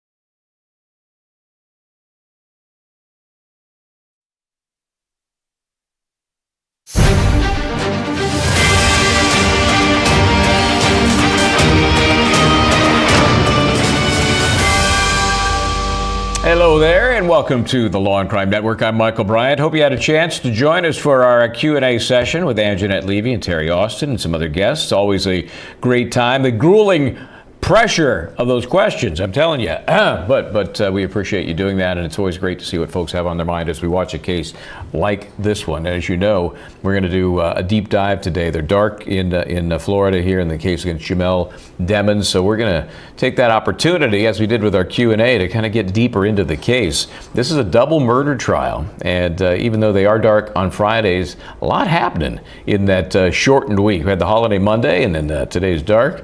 So remember, he's facing 2 counts of first-degree murder in the deaths of his friends, Anthony Williams, Christopher Thomas Jr., Christopher Thomas.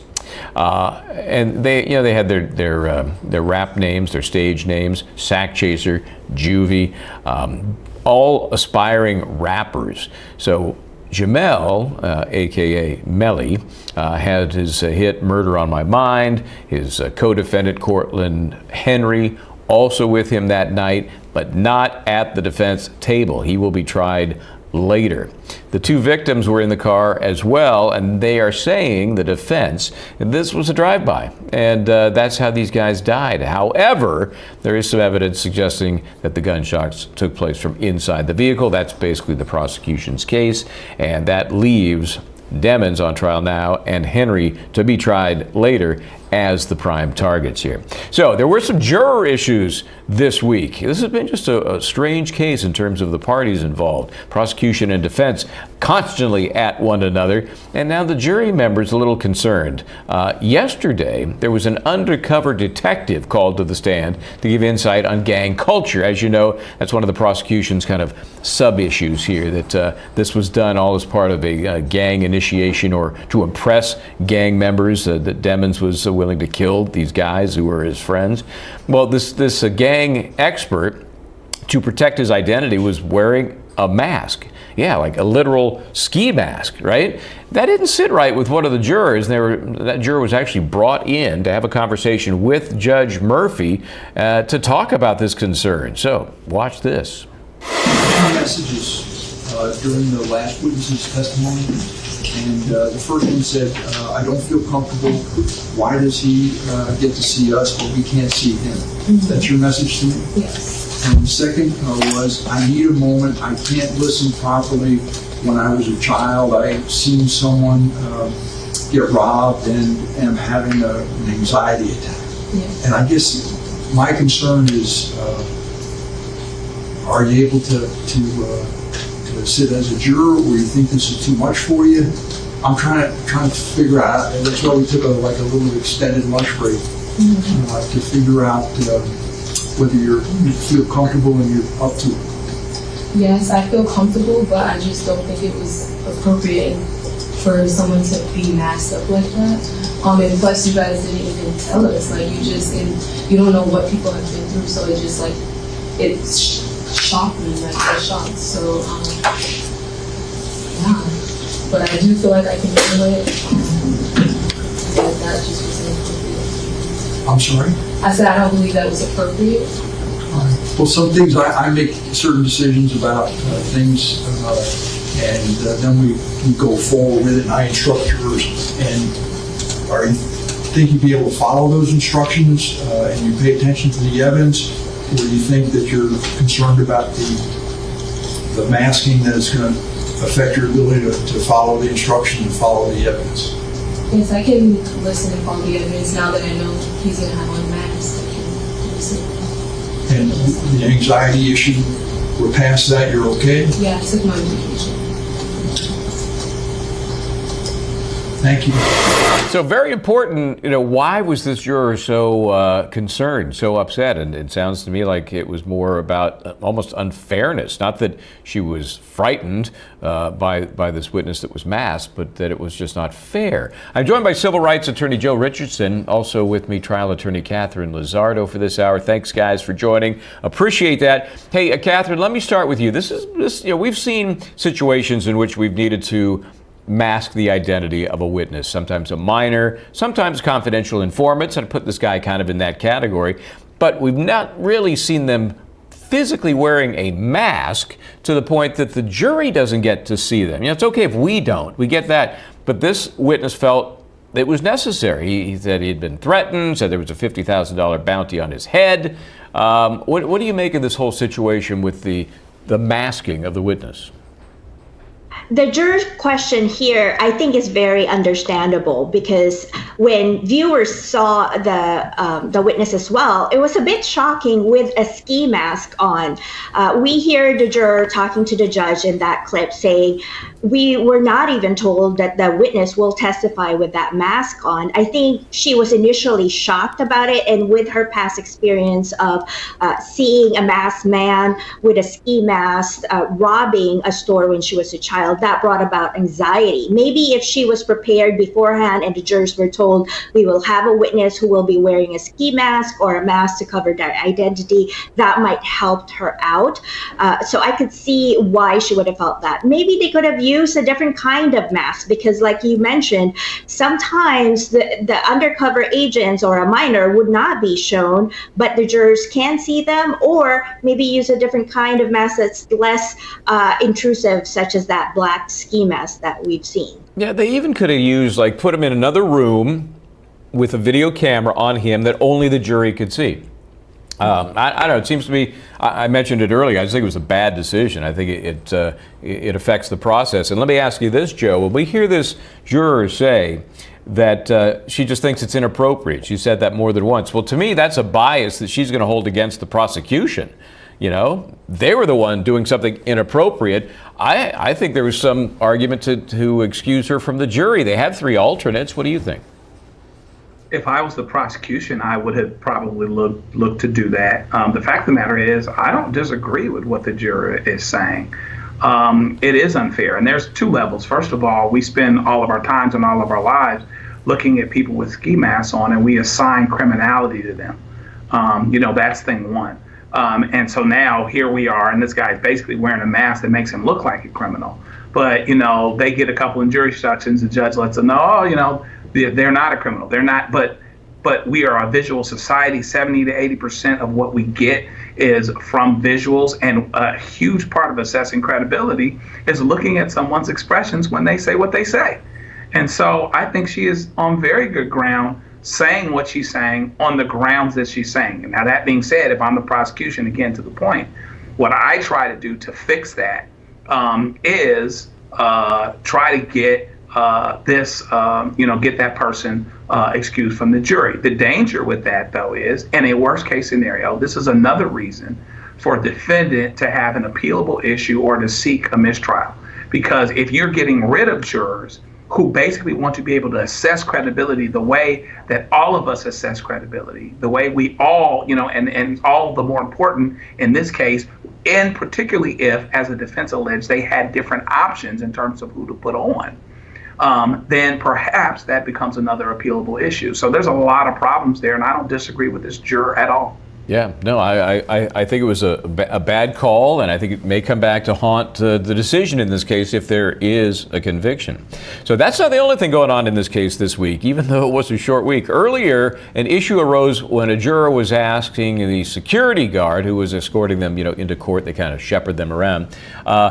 This juror asked, "Hey, what's the status of that mistrial that was filed last Thursday?" Now, this is not something a juror should be just discussing or even knowing about, really. Obviously, they were in the room when the issue was raised, but that's it. So there was some confusion about where the juror got the information in the first place. Let's take a listen to this. I need to bring to your attention is when we broke this morning, one of our jurors, as Gary was escorting the jurors out, he was approached, and one of the jurors had asked him a question. Gary, go ahead. You want to tell us exactly what was said? She more or less asked me if she could ask me a question. I said, well, it depends. So the question was, she said, well, what's the status of the mistrial? So now, I don't know what you want me to do about that, but that's the question that was posed. Judge, we need to have her name on the record and find out how she would have any knowledge of that, because that was never stated in front of them. I think it was. think it was done on the record by Mr. Howard the other day. You know, my recollection, and I could be wrong, is different than yours, Ms. Bradley. My recollection is that there was a motion for mistrial that was made out loud, and Mr. Howard came sidebar. But the jurors have been instructed not to read anything about the case. So I don't know if there's something in the newspaper about that. That's a different story, but I don't know what you want me to do, if anything. I bring it to your attention, any real interaction that Gary has with them, something that may seem inappropriate, we always bring it up and let you know. And should I assume that for future reference, you'd rather I make those motions outside the presence of the jury? Just come silent. Okay. But that was my recollection. I thought you, at one point, I don't know which, there was two motions for mistrial. I don't know at which point, but I believe at least one point you stood up and said, I have a motion for mistrial. No, actually, there was a question asked. I said objection, move for mistrial, and you called the sidebar and asked me to hold it until the end. And then at the end, after the jury left, Mr. Alistine and I articulated motions for mistrial on an independent basis. And that's how it went down. But it was announced in open court, correct? I said objection, move for mistrial. That's my recollection. I remember coming to sidebar and there being that being said in sidebar. I don't recall it being said in open court. I thought it was said in open court. It's a fact that I say. So it may sound kind of like a difference or distinction without a difference, Joe, but it is important that this juror heard the word mistrial from counsel in open court. It wasn't like they were reading newspapers or checking on some sort of social media. Explain the importance that the jury be sanitized from this topic.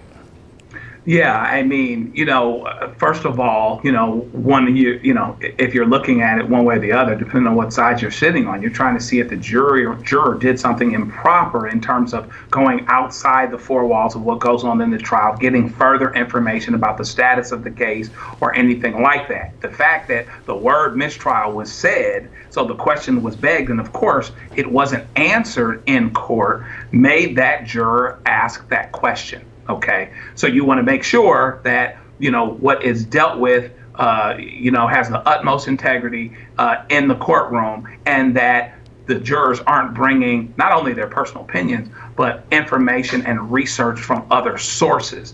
And so they look to be good on that. The question becomes, now what do you do, because the question has been asked? My sense, we'll see, but my sense is that perhaps the judge said something in general in everyone's presence, something that the attorneys would actually agree to, so that there is some sort of clarification, maybe even adding, at times we may start to deal with something, or there may be a motion that is brought, or there may be something that is said, but it's not actionable as it pertains to your job unless we say so. The word mistrial was said. We acknowledge that. You'll notice all of the discussion took place away from you. That meant that it wasn't in your purview and it wasn't in front of you. So maybe some kind of, and there's probably an instruction to that regard anyway, some explanation by the judge that gets them kind of where they need to be. Yeah, something curative that would just say, that's not your business. You don't need to worry about that. We're moving on. And Catherine, what I do like is this is a proactive jury. They've had some very interesting things to comment on, and they've made comments when they felt it was necessary. I think this one was handled as it should have been. What's your take on the mistrial question? I think so that it was handled that it should have been, because like what you mentioned, I like how this jury actually asks questions when there's something bothering them, because the last thing you want is a panel of jurors who's just sitting there and something's bothering them and you can't actually address that. So the mistrial word used by defense counsel, it just shows the reality of how when you're in trial, the jurors who are lay people are relying on their experiences, and we hear mistrial in movies or TV shows, and that rings a bell to a lot of the jurors or lay people. And so there's that have to be careful when you're whatever you're saying, but at the same time he had the right to object and say move for a mistrial, and that's legal. And so the curative way here is for the judge to tell the jury, when you hear something like that and you're not in preview of that, please disregard that. Kind of like when you hear objection by the defendants or objection by the prosecution counsel, that doesn't mean that that's something you have to consider unless I rule for it. So there are things happening there. And, we talked about the fact that the defense doesn't really want a mistrial because they're doing all right.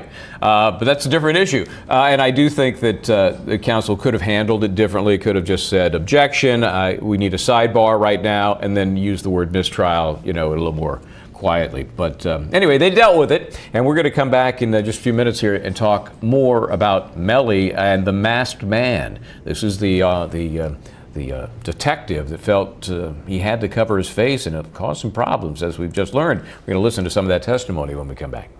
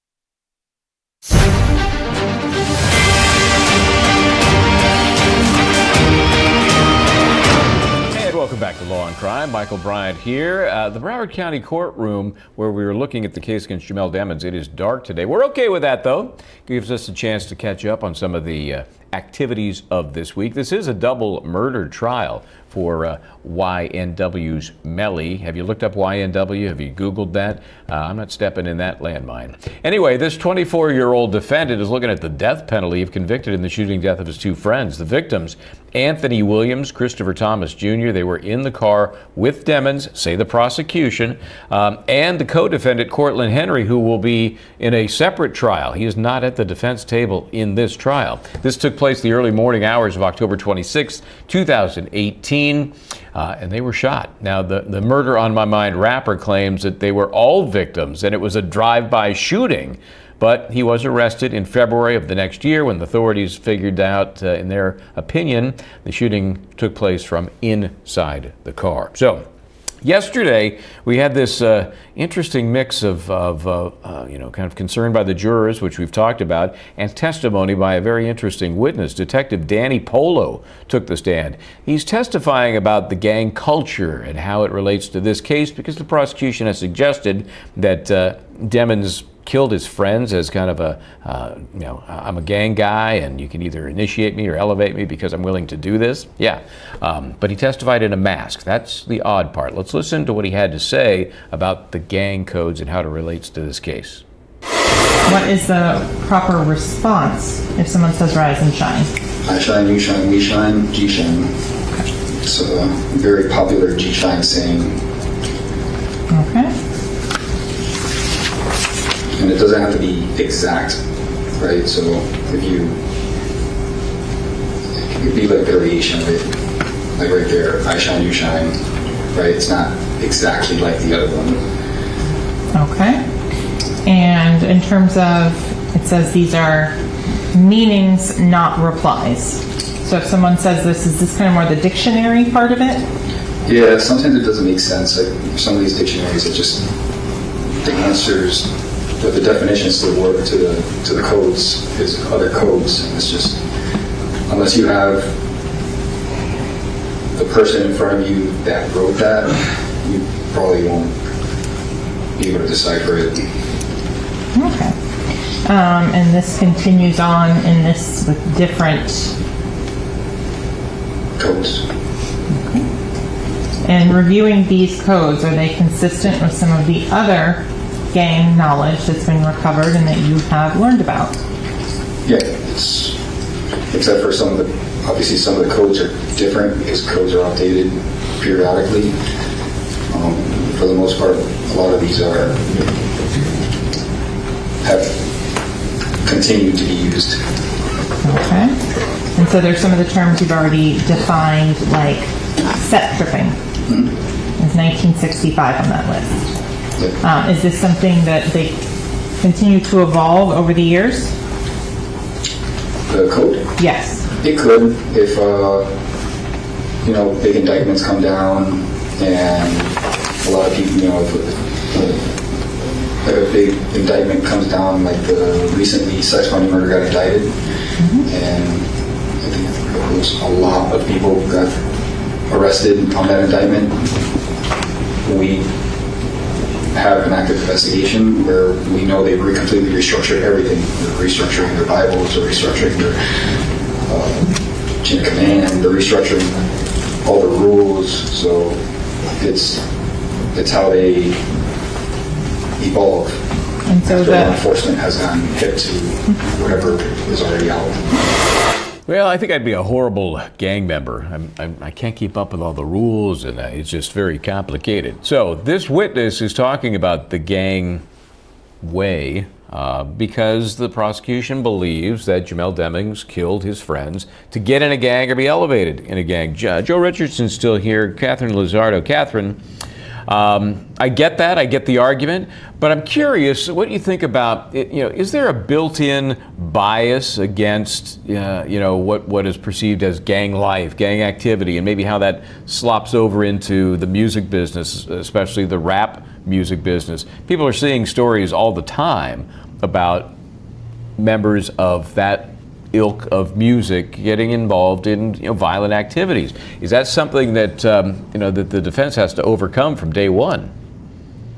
Absolutely. The gang reps and the gang references, that is an implicit bias already, and even explicit, if you say that, because it will make it seem that Jamell Demons, if he is proven to be in a gang, that he committed the crime. But the prosecution still needs to prove that, one, he is actually in a gang, and two, that he actually shot his friends. So those are two hurdles that they still have to show with this witness and the rest of the trial. But they're presenting this gang information or this gang expert testimony as an aggravating factor for the death penalty phase, most likely, so that because being in a gang is part of the aggravating factor for the jury to decide if they will sentence him to death. But that's in the death penalty phase. We're not there yet. Yeah, so prosecution's really kind of trying to use it twofold on both guilt phase and in their hope, the penalty phase to come. Hey, Joe, before we continue, I want to listen to a little bit about what the detective had to say about the social media usage in gangs. Let's watch. So you also mentioned some of the social media content before. Are there individuals who put out videos or commentary about gang activities? Yeah, we're in the era of social media, so everything's on social media right now. Gang members across the country are posting stuff that probably would have never been posted years ago. Their knowledge, history, things they did when they were incarcerated, how the gangs were formed, the leaders and the founders of these gangs that are now no longer in prison do podcasts and talk about how the gangs were formed, when they were formed, who did what kind of violence they had to commit, why they were created, whether they were created because they needed to protect themselves against another gang, or whether it was just they unified based on race or based on location, geographical gangs. We have that here in South Florida. So this is all publicly available, and it's national leaders and national founders of these gangs that are putting out these videos, as well as just regular gang members on the street that are not of any special rank. They post up videos. If they find out someone is claiming to be a blood or a Crip and they're not, they'll confront them on social media to get views. And some of these confrontations turn into physical assaults. People get called out for being for false flagging. That's what we call it, false flagging, or just pretending to be, claiming to be part of a gang when they're not. Social media raising its ugly head once again here, Joe, and even in the gang world, and the prosecution using that to kind of help bolster this argument that this was all gang related, these two murders. I have to say though, we have to remember this guy. We've seen this shot before because we're disguising him by not showing his face. But we know, this is as an aside, I was just thinking about this. We know he was sitting outside the courtroom in the one of the pews along the hallway there without a mask. And I'm just trying to figure out, at some point he gets up, gets a mask out of his bag and puts it on and then walks into the, I don't know, that seems like a bizarre scenario. Anyway, Joe, that's not my question.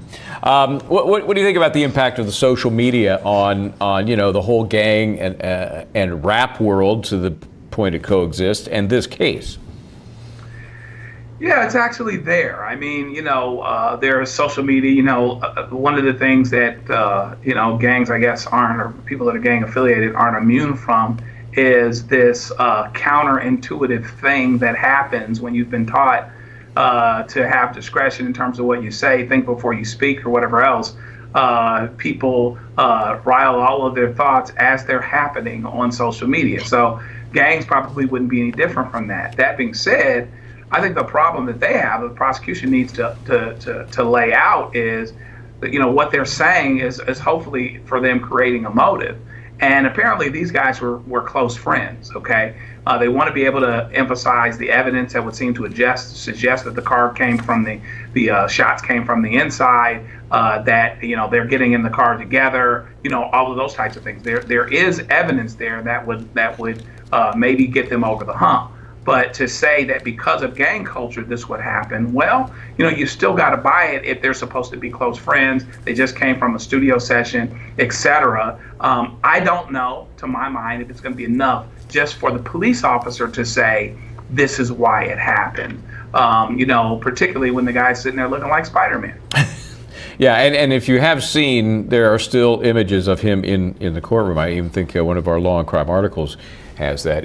It's the full ski mask with just like a slit across the eyes there, and then a mouth hole, and it's just odd. So let me ask you, Catherine, how would you have handled this if this presented itself to you in the courtroom? What would you have done? With the witness, the detective that has a ski mask? You're the defense attorney, and you have to deal with this.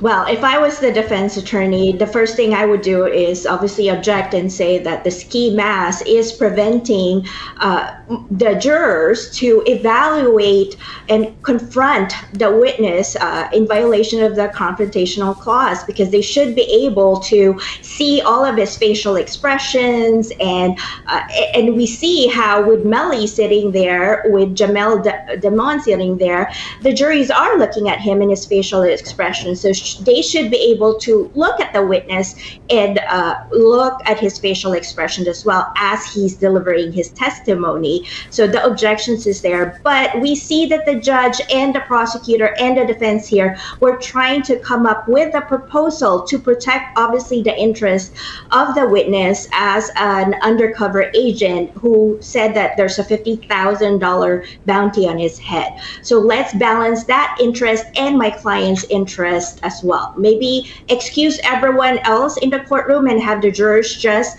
watch his testimony and we could just hear audio just for his part. That's a possibility. Yeah, I know they talked about that. Apparently, that has other ramifications. There has to be a hearing before you can exclude the public, and so they didn't go that route. And obviously, the judge is having to balance this and make a call. I personally think it was the wrong call. They could have done it differently. They should have known ahead of time and had options set up to handle this. Anyway, they didn't. One of the jury members not happy. She's still on the jury.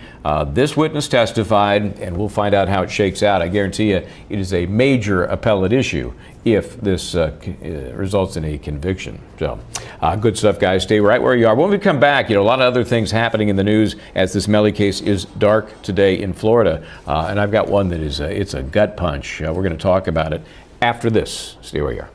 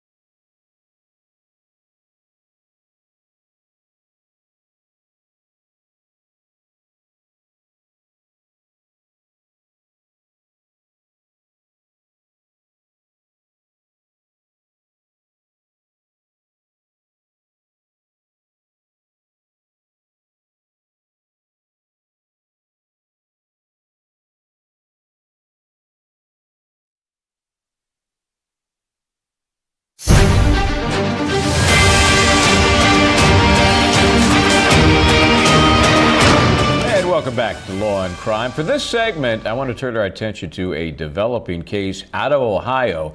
And you're going to say I'm making things up because this is truly unbelievable. A 32-year-old father is accused of lining up and executing his 3 young sons. The guy's name is Chad Duerman. He was arraigned this morning in Claremont County Municipal Court, where he pled not guilty to the charges of aggravated murder, kidnapping, felonious assault. The 3 boys, 3 years old, 4 years old, 7 years old. They were killed about a week ago on June 15th. The authorities believe it was a .22 caliber rifle that the defendant had in his possession at the time they arrived. Now, Duerman's wife called 911. She's there, and she is shot in the hand. He also has a surviving 14-year-old daughter, apparently not part of the fracas that day. Before I bring on my legal panel to talk about this case, I want to show you some of the body cam footage from the day of the incident. Here. Shooter's on the boards. Get him right here.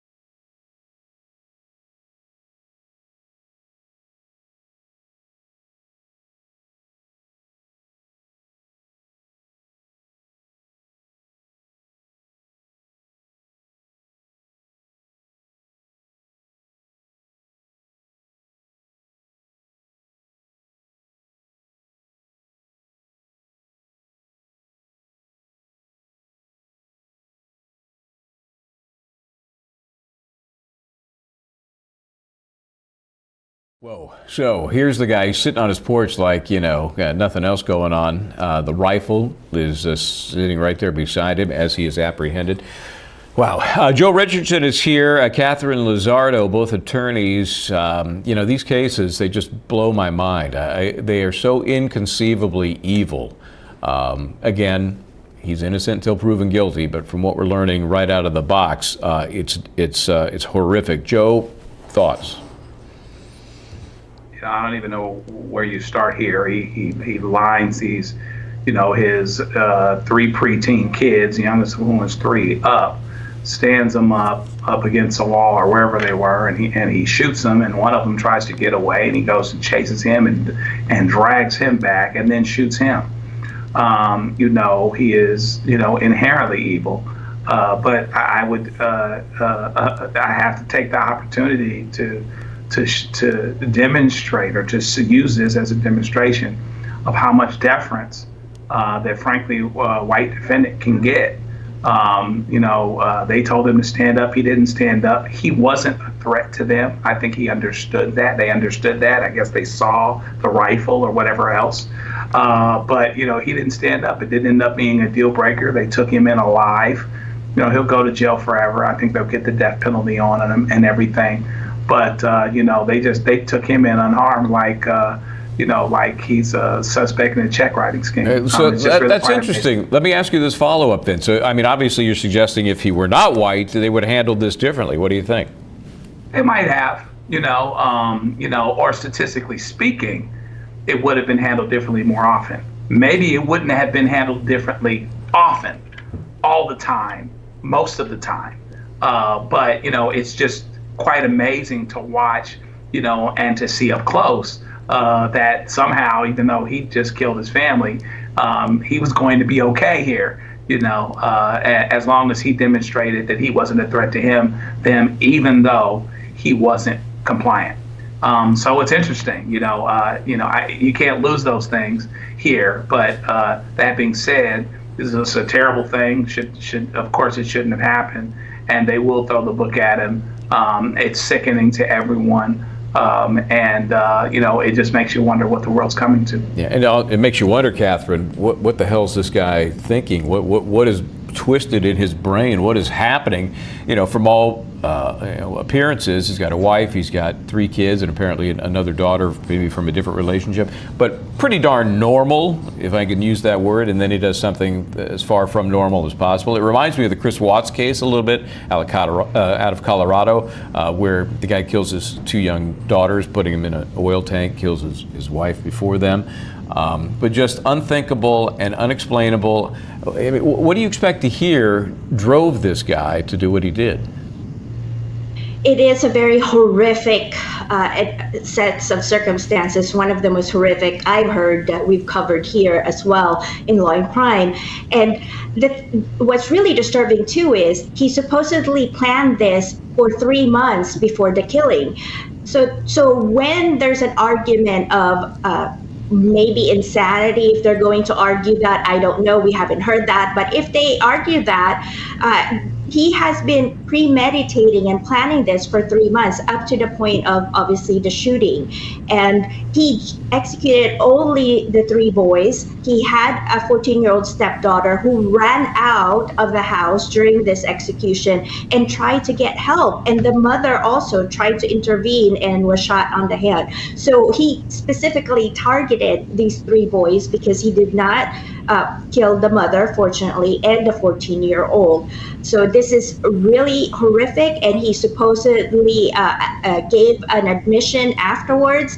I'm sure the defense will question that, whether that's a valid admission or not. We'll hear more, but those are the information we have so far. Yeah, and I'm not wishing this on anybody, but why would you not shoot the wife as well, who's right there? And I just can't fathom what we're going to hear about the motivation for what this guy allegedly did. But we, of course, will stay on top of it. Thanks, guys, for the insight on that. It is a difficult crime, and we'll keep you posted as it develops right here on Law&Crime. Let's take a break. We'll come back. The Jamell Demons case continues in Florida. They are dark today, but lots to talk about, and we will right after this.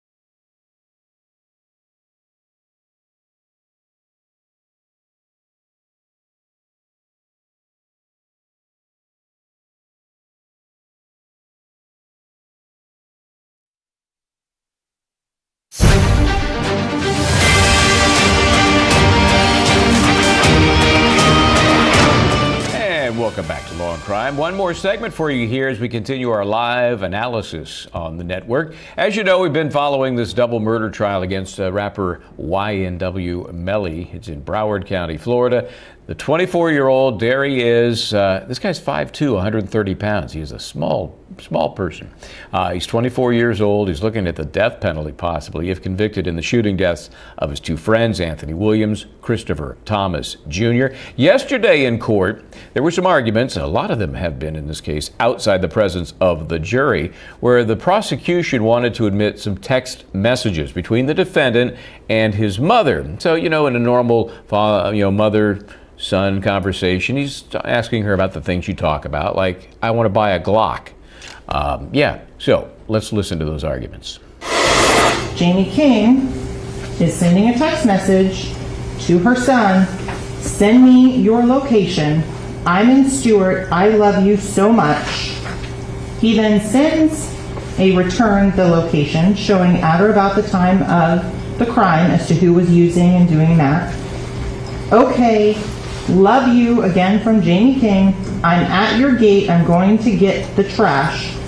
The next response is bring Mariah, which you honors already heard testimony that Felicia Holmes, her daughter, Mariah Hamilton, was in a dating relationship with this defendant, and that at this time, and that there was conversations, and that she has identified Mariah as Mariah Hamilton. Then there is okay. It continues. He then asks his mother to buy him a Glock ASAP, and telling her, like, go now. So she then responds, okay, what's wrong? She says, I got your 45. Then his response, I just don't want no illegal gun. Well, that's not illegal. Okay, so hey, son, I've got your 45. No, I need a legal gun. So work on getting the Glock for me, Mom. Come on. Bizarre. So Judge Murphy ultimately ruled that those text messages would be permitted during the trial as evidence. So let's get some thoughts on that. First of all, let me have you switch hats here, Catherine. I know you're a criminal defense attorney or quite often handle defense. I'm going to make you a prosecutor now. What are you going to do with that material? Use it to your best advantage. Well, if I was the prosecutor, I would use it to show that the criminal history and criminality for Jamell Demons, of course, that would be prejudicial. So there has to be a balance as to how you present that, so that it doesn't show that just because you're a gun owner and your mother buys guns for you, that you automatically are a criminal and a gun shooter. So the prosecutor would have to toe that line. But what I find interesting here is, and correct me if I'm wrong, it sounds like that conversation happened at the time of the shooting or after the shooting, because I heard the prosecutor actually say that Jamell Demons showed where his location was at the time of that chat. So that could also be used to show where he was at the time of the crime. Yeah, that's interesting. Yeah, and that was not really the thrust of the argument, but you're right. It's definitely a little corollary. So, Joe, for the defense, how do you just dismiss this? How do you kind of poo-poo it? I'm certainly going to argue it's more prejudicial than probative, particularly in a world where they actually don't have the gun. The gun is unrecovered. I don't know if I may have missed the testimony about what the shells and the things that they found demonstrate as it pertains to the type of gun. Of course, if it was a different type of gun, I would argue that as well. But I would argue that it's more prejudicial than probative. It doesn't come in because of what it is that they're trying to demonstrate and what it is that they're actually missing. The best evidence of what gun was used would have been the gun itself, and they don't have it. Yeah, that is kind of a problem. And so, we've had a lot of cases in which very important pieces of evidence have been missing: guns, bodies. So, Catherine, how do you get past that? Because I'm not sure the prosecution has yet, and we've only got about 30 seconds. Well, you bring up as much circumstantial evidence to show that he was the shooter, and for now we haven't seen that much, but the state is not yet done presenting their evidence. Wow, that was only About 12 seconds. That was pretty good. Well, thank you guys. Always a pleasure. I'm going to thank and excuse Catherine Lizardo and Joe Richardson. It's always a pleasure to have you guys on, and we will do it again soon, I predict. Have a great weekend. Okay, that's going to do it for me, Michael Bryant. This case will continue. They'll be back at it Monday. Terry Austin will be down there in the courtroom for us, so the fun is just beginning in the Melly case.